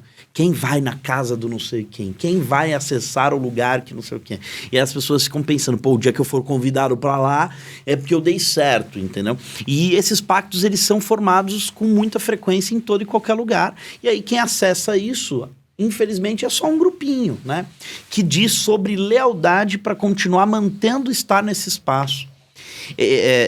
A gente discute isso e a gente tem que discutir isso porque, infelizmente, as empresas não estão buscando os maiores talentos. As empresas estão buscando as pessoas que serão líderes leais a líderes tóxicos. E aí, cara, a gente tem um desafio de crescer esse país. A gente tem um desafio de, tipo, ter tanto produto e serviço mal entregue, mal feito, né? Na sociedade como um todo. É só você existir no Brasil hoje que você vai ter uma experiência ruim de produto e serviço. Por dia, entendeu? Só você existir, é só você pensar na possibilidade de sair da cama que você vai ter uma possibilidade de produto e serviço mal entregue pra você, em qualquer lugar. Né? É muito louco pensar isso. E vamos aqui fazer o nosso próximo jogo, Olha, que é pra ajudar a galera. Que é o seguinte... Bora. Passei por toda a dinâmica de mandar currículo, de ser aprovado pela inteligência artificial, de passar pelaquela atenção e fui chamado na entrevista. E aí aqui, eu listei aqui, ó, de 1 a 8. 8 os erros nas entrevistas, tá? Se você achar que tá faltando algum, a gente coloca depois também, tá? Tá bom. E aí, temos aqui, má apresentação, o famoso cara que vai de pijama pra entrevista. Não vai de Ering. Por favor, né? Cupom Edson 15 na Ering. Falta de assertividade, aquele cara que não sabe conversar, não sabe explicar direito o que ele faz, o que ele é bom, o que ele não é bom. Repetir chavões em lugares comuns é o famoso meu maior defeito, é o perfeccionismo. Não estudar sobre a empresa, o cara que vai na JBS não faz a menor ideia do que eles fazem. O nervosismo, o cara que fica tenso. Linguagem inadequada, aquele cara que fala com o RH como se estivesse falando com o melhor amigo dele. Mentir, cara que finge que tem o inglês fluente, quando na verdade não sabe nem o que é o to do. E a falta de pontualidade, que é o cara que marca as 2, chega às 4. Falo pra vocês assim, ó, que como de vagas que eu já contratei, já passei pelas 8. Sei como vai estar do outro lado. Mas quero saber de você, Edu. Do 8 sendo o menos pior até o 1 sendo o mais pior. Como é que fica a nossa lista? Vamos começar pelo 8º lugar. 1 é o mais... 1 é o pior? É o pior de todos. Tá. Vamos pelo 8, que é o menos pior. Difícil, tá? Todos são bem ruins, né? Além de ser ruim, assim, tipo, Relativo também, né? Porque diz sobre valores das pessoas, né? E aí, tipo, tem gente que, tipo, entende algum valor de um jeito, né? Sim, mas aí é o... Não, vambora. Tamo no game. É o lúdico da dinâmica. O 8, menos pior... Cara, nervosismo pra mim não é um ponto, assim. Boa. Então, 8º lugar. Mas o nervosismo pega uma galera também, né? Pega todo mundo. Pega os mais competentes. Por isso que, tipo, eu acho que nervosismo não pode ser, sabe? Tipo, um bom gestor que tá fazendo uma boa entrevista, ele precisa separar o nervosismo do talento, né? Agora, óbvio, né? A pessoa, tipo, é uma pessoa que vai fazer atendimento a público de questões complexas, né? Tipo, né? Não pode peidar na entrevista também, né? Imagina que você tá numa entrevista, porque tem, né? Tipo, uma entrevista de avaliação para ser um juiz. Né? Quanto mais nervoso você tiver, imagina, no dia da manhã vai chegar um cara que matou 20 na tua frente. Quão nervoso você vai se mostrar ali naquele espaço complexo, né? Boa. É que isso diz sobre estágio de carreira também, né? Quanto mais jovem sai da fila do pão, mais... Como é que fala isso? Tem menos malemolência, tipo, ali, e aí você vai... Agora, tem funções que a pessoa tá mudando de carreira que ela passa a ficar nervosa porque ela tem muita competência, mas ela tá numa empresa que ela ama, que ela sempre valorizou, né? E acho que isso, uma parada que você falou que eu acho muito importante, e que eu fiz bastante também, você falou, eu falei, pô, isso foi um check que eu dei muito certo, que é essa coisa de praticar entrevistas, assim. Super. Eu lembro quando eu era contratado, eu não queria mudar de empresa, mas eu ficava mandando currículo. Participei de vários processos seletivos porque eu queria estar no... Dá uma olhada. Quero ver como é que tá o game. Quero ver como é que tá o jogo. E passei em alguns, neguei alguns. Mas eu lembro de que é uma skill, é uma habilidade que você desenvolve também, isso de estar... Porque é uma coisa que a gente fala pouco, mas você consegue entender, tipo, pô, eu vou estar numa entrevista, a dinâmica da entrevista vai ser essa, normalmente as conversas são desse jeito. Porque se é a primeira vez, tem um estresse maior, né? Olha só que interessante. Ao invés de você ser negado, pura e simplesmente, você que negava. Então, assim, você inverte a lógica, né? Não é a empresa que te escolhe, é você que escolhe a empresa. Isso só existe, um dos motivos principais, pelo quanto você consegue treinar aquilo que você está vivendo, né? Ou você está ali treinado de fazer o que você tem que fazer. Então, acho que essa dica boa, a gente falou disso agora há pouquinho, mas isso de você... às vezes o cara desiste na segunda, na terceira entrevista, às vezes. Maior erro. Às vezes, mano, é na centésima. É isso, e vai embora, entendeu? Porque o objetivo é conseguir um emprego, o objetivo não é passar de primeira. Uma vez, eu mapeei 107 coisas que eu fiz na minha vida, do tipo assim, ter visitado uma empresa na faculdade. E aquilo me colocou num lugar diferente. Mapeei 107 coisas. Das 107, eu só gostei de 9. Então, assim, todas as outras eu fiz para poder escolher as 9. Né?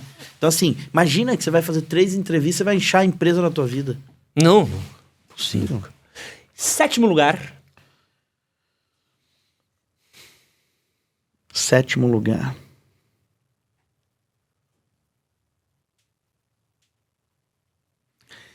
Complexo isso, mas a má apresentação, pra mim, ela não é um ponto. Tá? Perto das outras aí. Mas ela briga bem ali. Ela briga bem. Eu vou trazer aqui... É uma coisa que eu tenho falado bastante nos últimos meses. Eu tenho trazido mais coisas de trabalho. Porque eu sinto que... pelo menos por parte do público, eu sinto que a galera tinha muita preocupação antes da pandemia. Tudo era muito com estilo de vida, lifestyle, sair, ficar com a minazinha, né? E tipo, acho que a questão de trabalho não era uma aflição tão grande quanto é hoje, né? E eu comecei a falar mais de conteúdo de trabalho quando eu senti que era uma aflição muito grande das pessoas e a gente tem lido muito desses conteúdos, né? Uma parada nesse sentido que eu li, e que é uma maluquice, que eu já quero falar só sobre isso já com você, é sobre uma reclamação de alguns gestores sobre a geração Y no pós-pandemia, do jeito como eles têm ido pra entrevista de emprego. E era uma matéria, não sei se era da InfoMoney, era um desses portais grandes, assim, daquele site de Mais Você, que acho que Mais Você, Você Mais, uma coisa assim. CRH? Você RH. Você SA? A Você SA. Falando da galera indo de chinelo em entrevista. E é uma coisa que é um choque de realidade, né? Porque às vezes quem tá contratando não é o cara da geração Y que vai entender que, tipo, pô, esse cara pode ser um ótimo profissional de chinelo da Easy e bermuda, né? Uhum. Mas é o cara que tem uma visão diferente do mercado, né? Uhum. E o choque é criado nisso, né? Uhum. Que você não jamais se preocuparia com isso, assim, pelo menos eu acho, assim. Eu não... Não é má apresentação. Às vezes é um cara que, tipo, não soube, ele não se adequou ali ao ambiente, né? Uma vez eu lembro até hoje, eu ia pegar um contrato no Citibank. O Citibank é tipo meio que, sei lá, uns 5 minutos andando da minha casa. Eu moro na Paulista, o Citibank fica na Paulista. Aí eu cheguei no Citi, eu ia fazer uma apresentação pro conselho, lembro até hoje dessa reunião. E aí eu tava com uma blusa amarela, uma calça verde, tipo assim, azul. Era assim, eu tava saindo de um carnaval, assim, sabe? E aí eu olhei, quando eu pus o pé, eu falei, pera, que roupa eu tô? E eu vi que minha roupa não tinha nada a ver com o Citi. E aí eu falei, tá, eu chego atrasado 5 minutos na reunião. E eu consigo trocar de roupa rápido, porque eu volto pra casa, mudo muito rápido e consigo ir, tipo, eu entrego essa... Aí eu olhei e falei assim, se eles não comprarem minha roupa, eles não vão comprar meu produto. Eu fiquei 2 anos depois lá, e o Citi foi comprado pelo Itaú, a gente foi pro Itaú. Então, assim, na hora, uma série de pessoas que estavam no conselho fizeram um olhar elevador, né? De tipo, eu já fui pro Itaú de skate, tipo assim, entendeu? Entregando projeto animal, coisa legal pra caraca, entendeu? Então, assim, tipo, acho que eu tenho uma passabilidade, tá? Tipo, por ter uma série de elementos aí, né? Uma série de privilégios. Não é todo mundo que consegue. Eu não tô falando, faça o que eu fiz. Não. Mas, é um ponto, assim, né? Tipo, uma apresentação, pra mim, não é tanto um erro de entrevista. Né? Boa. 6º lugar, Du? 6º lugar. Todos são muito bons. Caraca. Repetir chavões em lugares comuns, às vezes, ele diz... Depois eu posso dar uma reavaliada? Pode. Então, vamos rapidinho aí. Repetir chavões em lugares comuns, ele é um lugar, é uma parada que às vezes mostra nervosismo, entendeu? Então o cara, ele não se adequou ali, sabe? Tipo... Posso falar uma coisa que eu sinto? Também às vezes tem muita pergunta cretina. Feito pra gestor pentelho. Que animal na floresta você seria? Sei lá, viado, um koala. Pô, por quê? Porque eu quero ficar comendo o dia inteiro, trabalhar, puta bagulho chato. Sabe? As perguntas cretinas, sabe? É uma pergunta que... Difícil de responder, sabe? Sem ser genérico, assim. E joga o cara no lugar qual é o seu maior defeito. Porra, vou falar, mano, eu gosto de... Faço xixi, não dou descarga, mijo na tábua, sabe? Você não vai falar isso numa entrevista de emprego, né? Pior que é, né? Próximo. Vamos lá. 5º. O que seria falta de assertividade, hein? Será que é... Então, por exemplo, você pergunta pra mim, qual foi a sua maior conquista na sua empresa? Não, é que eu ia muito lá, né? E aí eu também tava num... Sabe, meu pai tava com uma parada lá que eu tinha que fazer. É aquele cara que ele não consegue ter respostas diretas nas perguntas dele. Complexo.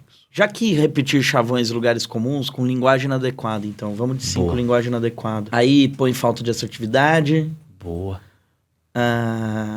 Falta de pontualidade, mentir e não estudar sobre a empresa número 1. Peraí, vamos voltar, vamos devagar aqui pra gente pegar.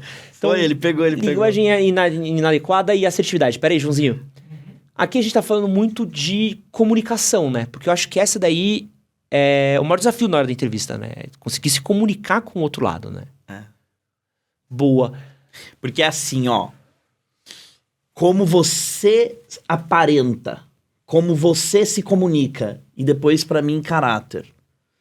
Só que eu abri uma exceção de caráter aqui. Pô. Caráter é complexo se medir, né? Caráter, sabe? Mas, por exemplo, o maluco que, tipo, chegou atrasado na própria entrevista... mas tem vários problemas. Mas tem também o entendimento de que você acha que meu tempo vale mais que o seu. O seu tempo vale mais que o meu. Mexe ali, é uma questão complexa. Mentir é outra, entendeu? Agora, não estudar sobre a empresa, pra mim, é o número 1. Boa. Então, vamos bater cada uma delas daqui, então. Então, vamos lá. 2º lugar, não estudar sobre a empresa, certo? Não, esse é o primeiro. Esse é o primeiro? Beleza. Então, o segundo, mentir. Isso pra mim é pior que mentir, cara. E assim...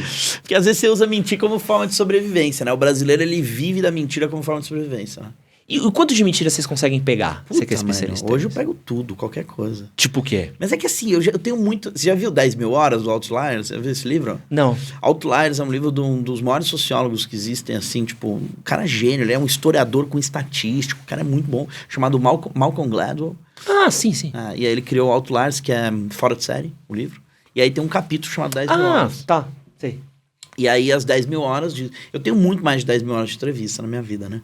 Então, assim, tipo, quando você tem muita hora de entrevista... E meu pai é juiz, né? Ah, bom demais. Tipo assim, meu pai ele é desembargador e tal. Eu passei a minha infância inteira jantando todo dia com meu pai. E tipo assim, eu pego mentira pra não te contratar. Meu pai pega mentira pra te colocar mais anos na cadeia ou não. Então assim, ele me ensinou sem querer se o cara tá falando alguma coisa, com qual intencionalidade. Que não tá no olhar da mentira, tá no olhar da intencionalidade do porquê que ele diz o que ele diz. E aí você tem que buscar a intencionalidade. Então, assim, muito mais difícil, né? Eu nunca consegui mentir pro meu pai. Então, assim, tipo, eu tinha que inventar coisas e eu fui melhorando. E quando eu tava muito bom, eu não conseguia mentir. Eu não conseguia mentir ainda. Mas consegui ser publicitário. Tô brincando. E aí, tipo, você não é publicitário, é jornalista, né? Sou jornalista, mas conheço alguns publicitários e posso falar que, olha, parabéns. cada coisa que eu já vendi por causa de publicitário, que eu falo assim, olha, acho que nem você acredita nisso aqui que eu vou falar, mas vamos. Exatamente. Mas eu consegui... e aí eu acho que eu já tenho 10 mil horas, assim, tipo, então eu pego mentira. Então, vamos lá, eu quero saber aí, qual que são as top mentiras que você pega em entrevista de emprego? Tem as básicas, né? Mas eu acho que quando as pessoas chegam hoje em mim, tipo assim, já fizeram ali umas 3, 4 entrevistas, né? Então, tipo, pra chegar em mim, o cara já tá num outro nível de... Ela foi cortado antes pra chegar em mim. Hoje, né? Mas o que acontece? As pessoas, quando estão mentindo, elas não estão mentindo pura e simplesmente sobre o inglês delas. Né? Que tem a mentira de currículo. Elas estão mentindo sobre o porquê que elas querem trabalhar ali. E isso é um ponto pra mim, entendeu? Do tipo assim, e aí, o que você achou da empresa? Não, achei muito bom, nossa, eu vi isso, não sei o quê. Mas olha só, né? Tipo, você trabalhou com moda. Aqui é uma empresa de recursos humanos. Por que você quer trabalhar aqui? E aí ela vai. E aí ela se perdeu, entendeu?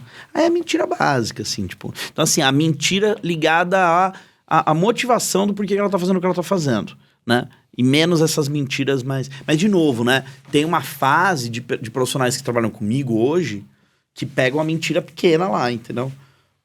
Eu vou fazer uma pergunta agora, uma provocação, como diriam. O quanto que a mentira também não é o que você quer ouvir? Porque vamos supor, você vir pra mim. Tá querendo eu trabalhar na minha empresa por quê? Vamos supor que eu fale a verdade. Pô, porque eu preciso de dinheiro, porque a sua empresa tá pagando, e porque parece ser uma opção segura pra eu conseguir terminar de pagar o financiamento do meu Maré. Seria uma resposta aceitável?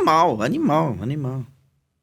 Porque, tipo assim, primeiro, né? Top 3 na vida, o motivo pelo qual você tá ali, por conta de grana, acabou. Eu sou o gestor que sabe disso. Tipo assim, entendeu?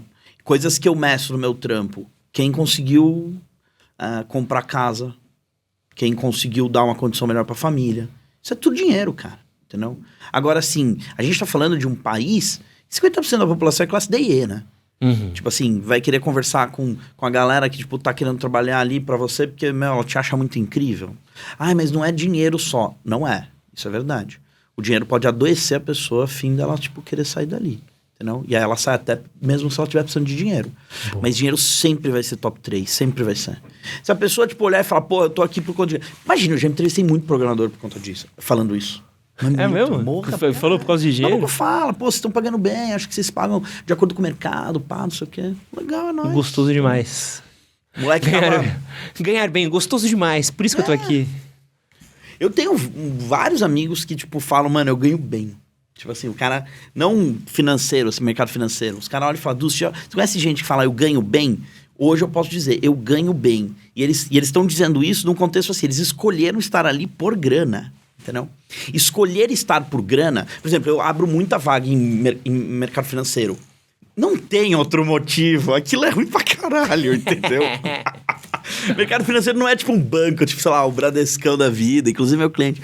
Não é tô falando de, tipo, investment bank, tipo, private equity, sabe? Tipo, private equity é muito penteiro, cara. Tipo assim, é trampo muito sacana, entendeu?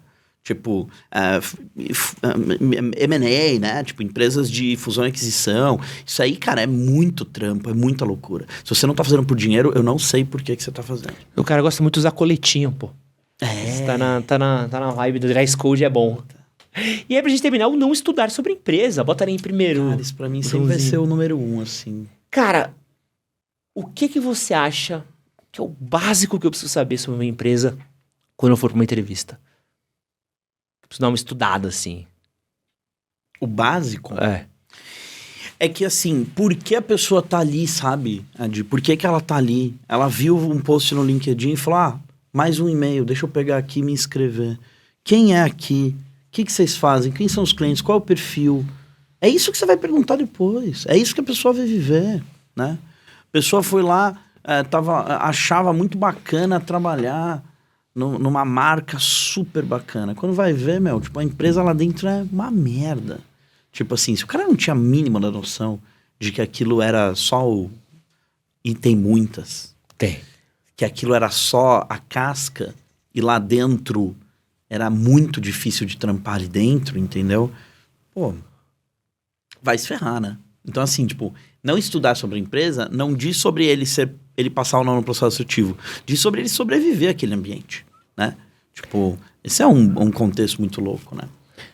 E acho também um pouco... Eu já tive uma experiência deliciosa. É que o Léo não trabalha mais com a gente, mas o Léo é maravilhoso. Uma vez eu e o Léo, Sui maravilhoso, hoje tá no Inteligência Limitada com Vilela, né?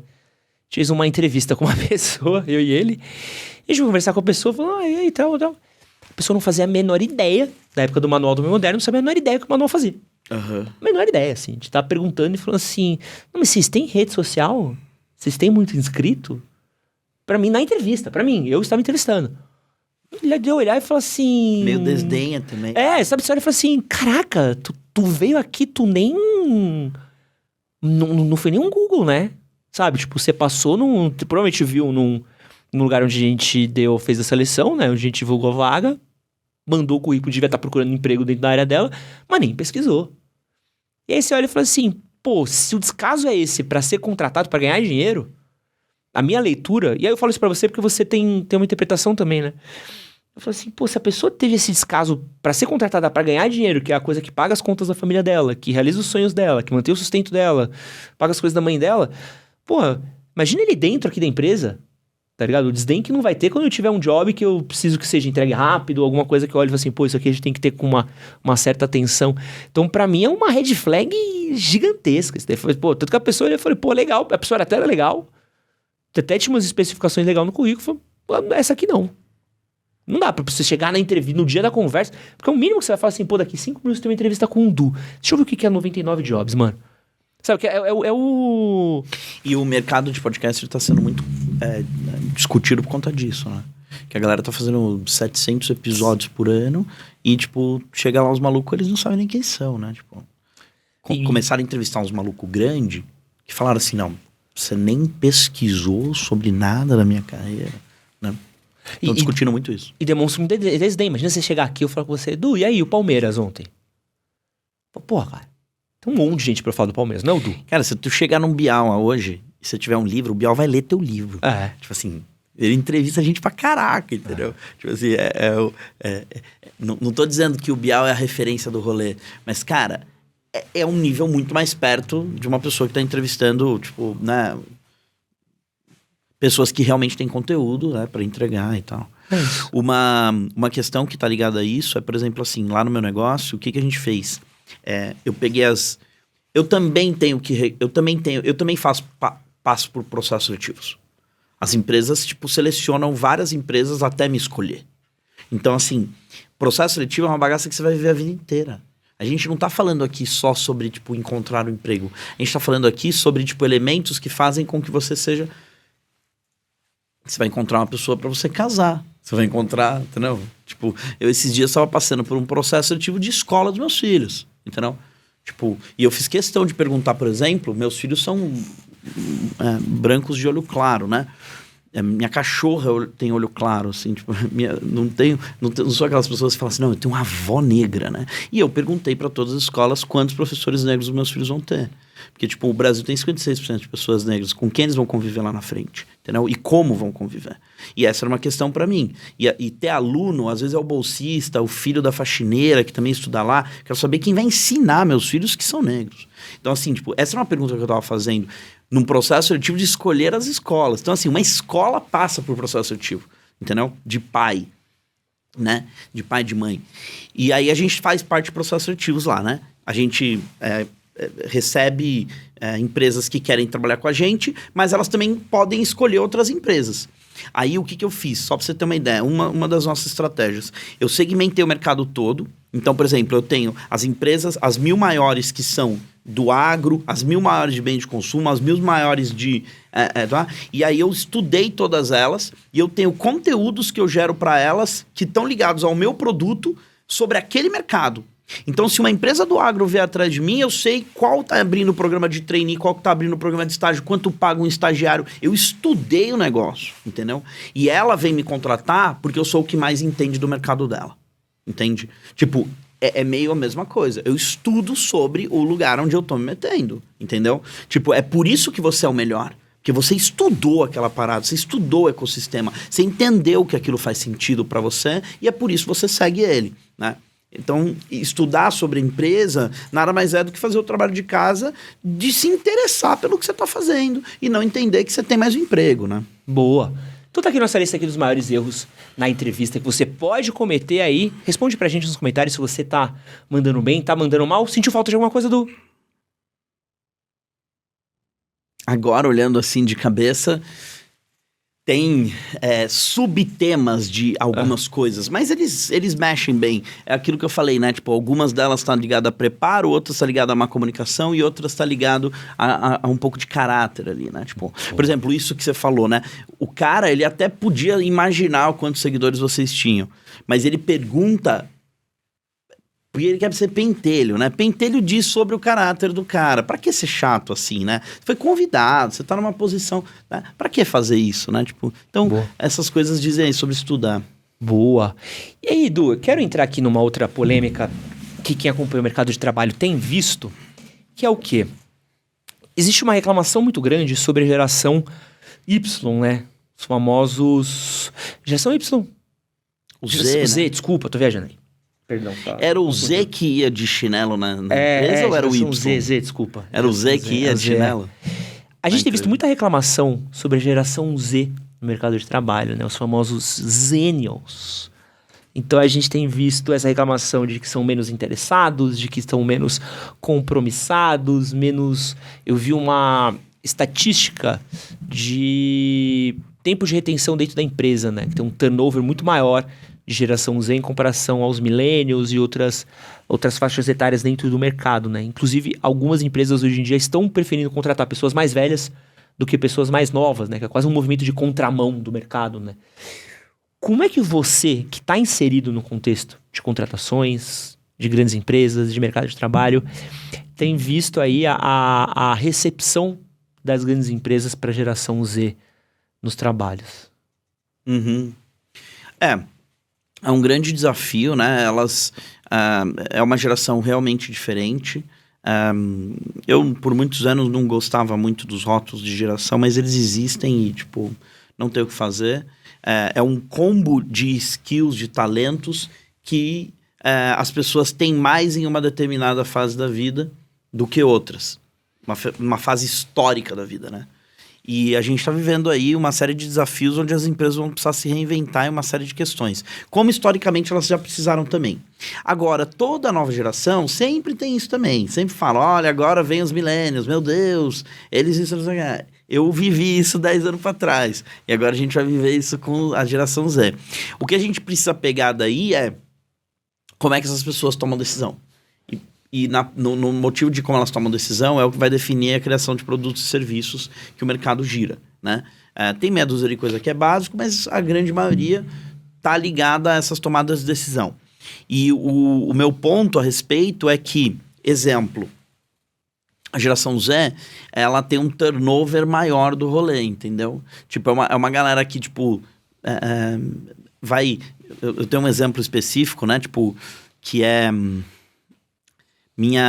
Uma vez a minha irmã estava comentando com meu pai, achei super interessante isso, que, tipo, é possível que em um momento da vida dela, ela beijou mais pessoas do que meu pai beijou a vida inteira. Entendeu? E aí, tipo assim, a brincadeira é... Minha irmã tava fazendo o turnover da boca dela. Você acha que ela não vai fazer da empresa? Entendeu? Então, assim... você tá expondo sua irmã aqui. Puxa, tô expondo uma das minhas irmãs aqui. Eu tenho algumas, não sei qual é. Mas tô expondo algumas... Mas existe esse contexto, né? Tipo... A empresa é o de menos. A galera tá fazendo turnover em amizade, em relacionamento. De, tipo, coisas que, em tese, são mais complexas. Lidam com outras questões, né? Empresa, existe uma relação de, tipo, me paga e eu entrego, né? Tipo, uma relação amorosa é uma outra relação. E esse turnover existe em vários lugares. Por que ele não vai fazer com a sua empresa, sabe? Tipo, entender estar naquele espaço muito mais ligado ao entendimento de que essas pessoas vieram tirar alguma coisa dali do que especificamente elas precisam de você. Né? Tipo, e isso é uma grande troca. Existe um estudo também que a gente fez que a gente estuda junto com uma italiana pesquisadora de Harvard chamada Francesca Dino, que ela estudou os 5 talentos rebeldes que existem. Então existem 5 tipos de talentos que são considerados rebeldes. E aí, se for ver, eles são parecidos em todas as gerações, só que eles são algo que, tipo, dentro do contexto, quando você olha pra geração, olha, todo mundo é assim. Não é todo mundo que é assim. Tem muita gente esperando oportunidade pela primeira vez na vida e, tipo, tá super com sede dessa oportunidade. Mas não é todo mundo, entendeu? E às vezes a gente acha que, tipo, todo mundo era assim. Que na minha época, de quando eu era moleque, eu era bem melhor que esses caras. Então tem um pouco disso, assim. E às vezes o cara só tá lá, né? Hoje é uma gerações têm muito mais privilégio e, tipo, elas passam o cérebro delas escolhem mais coisa do que escolhiam historicamente, né? Então, quando você passa ali 1 hora de feed, por exemplo, você tá vendo tanto conteúdo, tanta coisa, tanta informação tá passando pela sua cabeça, que você fica numa posição mais de, tipo... Deixa eu ver, do que, né? Tipo, porque você tá recebendo muito estímulo, né? Tipo assim, a gente precisa de um detox de dopamina, né? A gente tá recebendo muito, é uma geração muito dopaminada, né? E é, obviamente, uma geração que vai reinventar espaços corporativos, sem dúvida, né?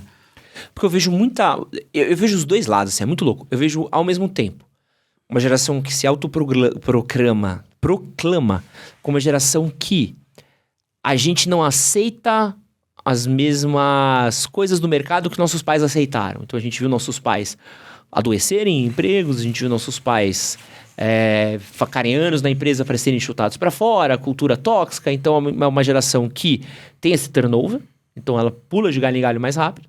Ao mesmo passo que eu vejo uma geração que tem um sofrimento psíquico muito grande por causa do mercado de trabalho também. Então, as exigências são muito grandes, o mercado de trabalho está competitivo, as empresas não valorizam. Chega a ter um pouco de um certo paradoxo, né, do eu não quero sofrer o tanto quanto meu pai e minha mãe sofreram no mercado de trabalho, ao passo que, vocês podiam me tratar um pouco melhor também, né? Então, não que uma coisa seja excludente da outra, né, mas é o famoso que talvez a nossa geração, a gente já entrava um pouco mais... na onda dos nossos pais, né? Tipo, você vai entrar numa empresa, você vai ficar um tempo lá. Entendeu? Você vai trabalhar pra crescer dentro da empresa. Eu lembro que o sonho do meu pai, cada promoção que eu recebia pro meu pai, eu tava vencendo na vida. Que bom que você recebeu uma promoção. Por quê? Da geração do meu pai era isso.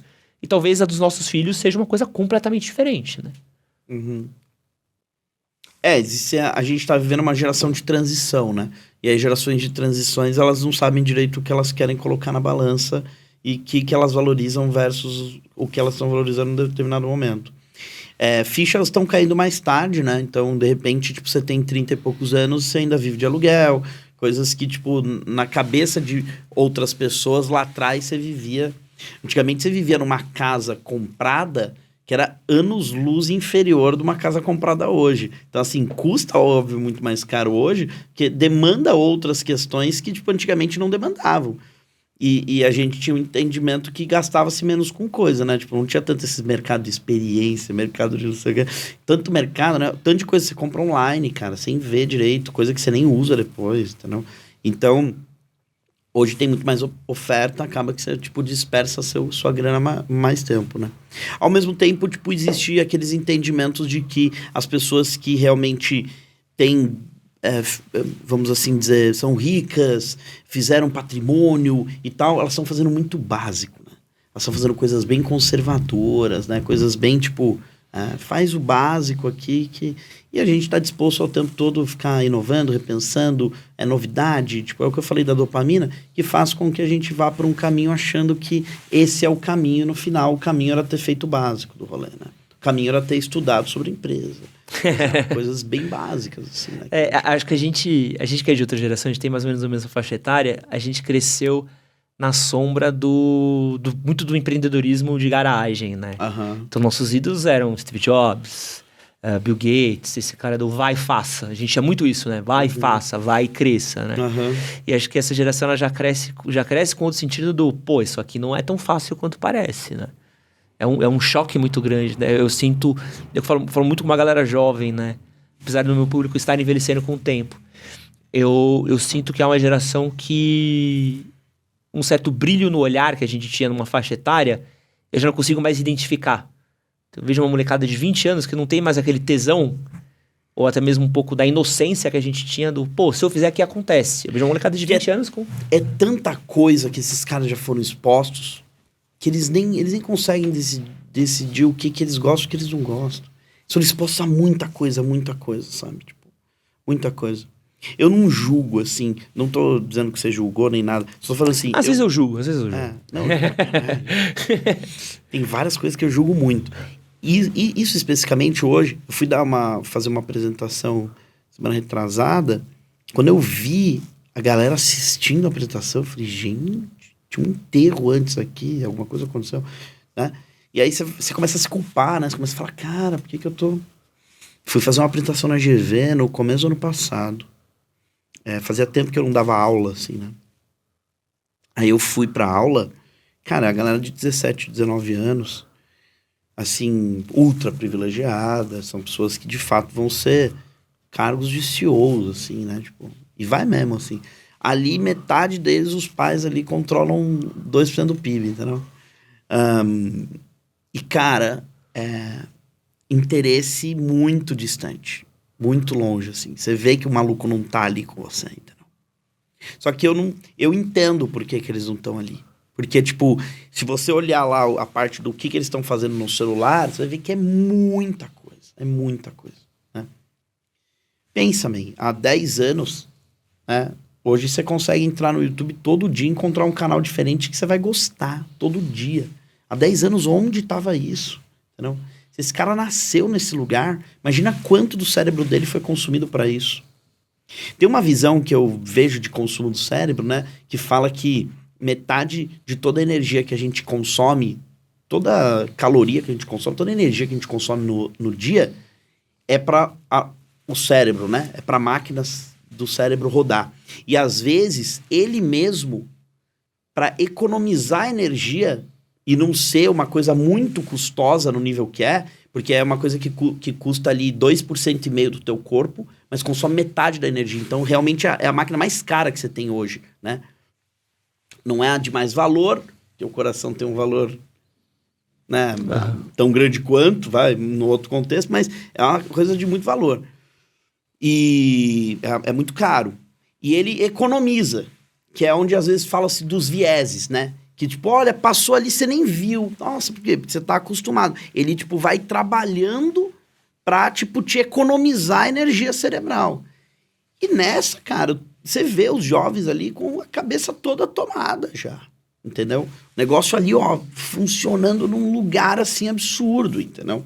Os divertidamente do maluco, todo mundo trabalhando pra caralho, entendeu? Tipo, é meio esse o contexto. Aí chega lá o Du, 7 horas da manhã, numa terça-feira, na faculdade, falando sobre employer branding e marcas empregador.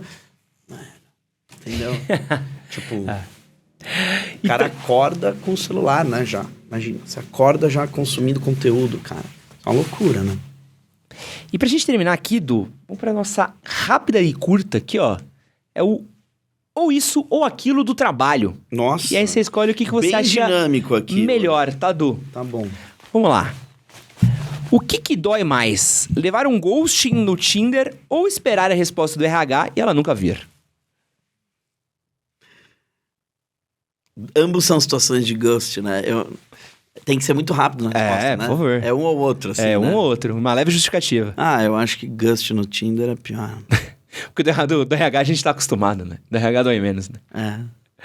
O que é mais difícil de encarar? Eu nunca usei o Tinder na vida. É mesmo? Ah, putz. Desde que eu sou casado, desde que eu namoro, né, com a Jo, o Tinder não existia. Se você soubesse o tamanho do tiro que você escapou, meu amigo, você ia estar comemorando, abrir um champanhe hoje à noite, tomaria um vinho feliz hoje à noite. O que é mais difícil, encarar uma entrevista de emprego em 4 etapas ou uma seleção de emprego por inteligência artificial? O que é mais difícil? AI, total, inteligência artificial. Pelo menos na entrevista de emprego você sabe quem tá te avaliando, né? Não, e você tem chance, né? Boa. O que é mais constrangedor? Apresentar um trabalho na sala de aula ou ter que fazer dinâmica em grupo na entrevista?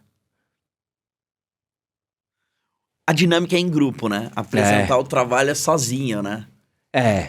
Você viu aquela pesquisa que fala aqui, tipo, o que você prefere, morrer ou dar uma palestra? E os caras falam que morrer, né? Tem mais medo de morrer. As pessoas têm mais medo de falar em público do que de morrer. Sim. Né? Ou seja, se você tiver num enterro, tiver alguém falando, você prefere estar no lugar do cara que morreu. No caixão do que alguém falando. E às vezes tem que falar na dinâmica de emprego, que é o duplo constrangimento. Tipo, no final você quer... Mas sempre tem um que quer. Sempre tem um nível de extrovertido absurdo que quer, né? E aí você deixa o cara se queimar sozinho. O que dá mais trabalho? Construir uma carreira de sucesso ou empreender uma empresa de sucesso? Empreender sem dúvida. Mais que construir uma carreira. Mas muito mais. Depende do que é sucesso também, né? Óbvio. Mas empreender eu acho que é bem pior. Boa. O que dá mais retorno? Investir em networking ou passar anos estudando na faculdade? Investir em networking. Boa. E pra gente terminar, onde é que é mais errado eu mentir? Na entrevista, no meu currículo ou no Tinder? O que dá mais errado? Onde é mais errado eu mentir? Na entrevista. Do Tinder tudo bem. No Tinder tudo bem. Moreno 1,90, 120 de braço, vai, passa. Porque as coisas que você vai mentir no Tinder tá ligado ao seu ego, né? E na entrevista você vai... tá ligado a... Não só seu ego, tá ligado ao seu ego também, mas numa dinâmica, numa entrevista, tipo, no teu currículo, tá ligado a você se auto-sabotar, né? Tipo, você vai se ferrar mesmo se você estiver fazendo isso, né? Ali no Tinder... Tipo, às vezes era só um date, às vezes um jantar, um bate-papo, um cinema, né? Boa. Pra quem quiser conhecer mais o seu trabalho, onde é que eles podem te acompanhar? Entrar no meu Insta da vida aí, do Migliano, super fácil, eu respondo todo mundo. Da última vez que eu vim aqui, recebi muita mensagem, foi muito legal. Por isso que eu super queria voltar também, bater um papo contigo, que acho que tua audiência é sempre bem bacana, sempre a galera muito, assim, trouxe questões legais, assim, no papo, sabe? Uns puta comentário, tipo, galera bem bacana, e eu respondi todo mundo com super carinho, então continuo sendo essa pessoa que responde todos os comentários aí, todos os papos, e óbvio, tipo, se você estiver procurando emprego, 99jobs.com. É isso. Muito obrigado. Muito obrigado a você que ficou comigo até agora. Um grande beijo e é nóis. Valeu!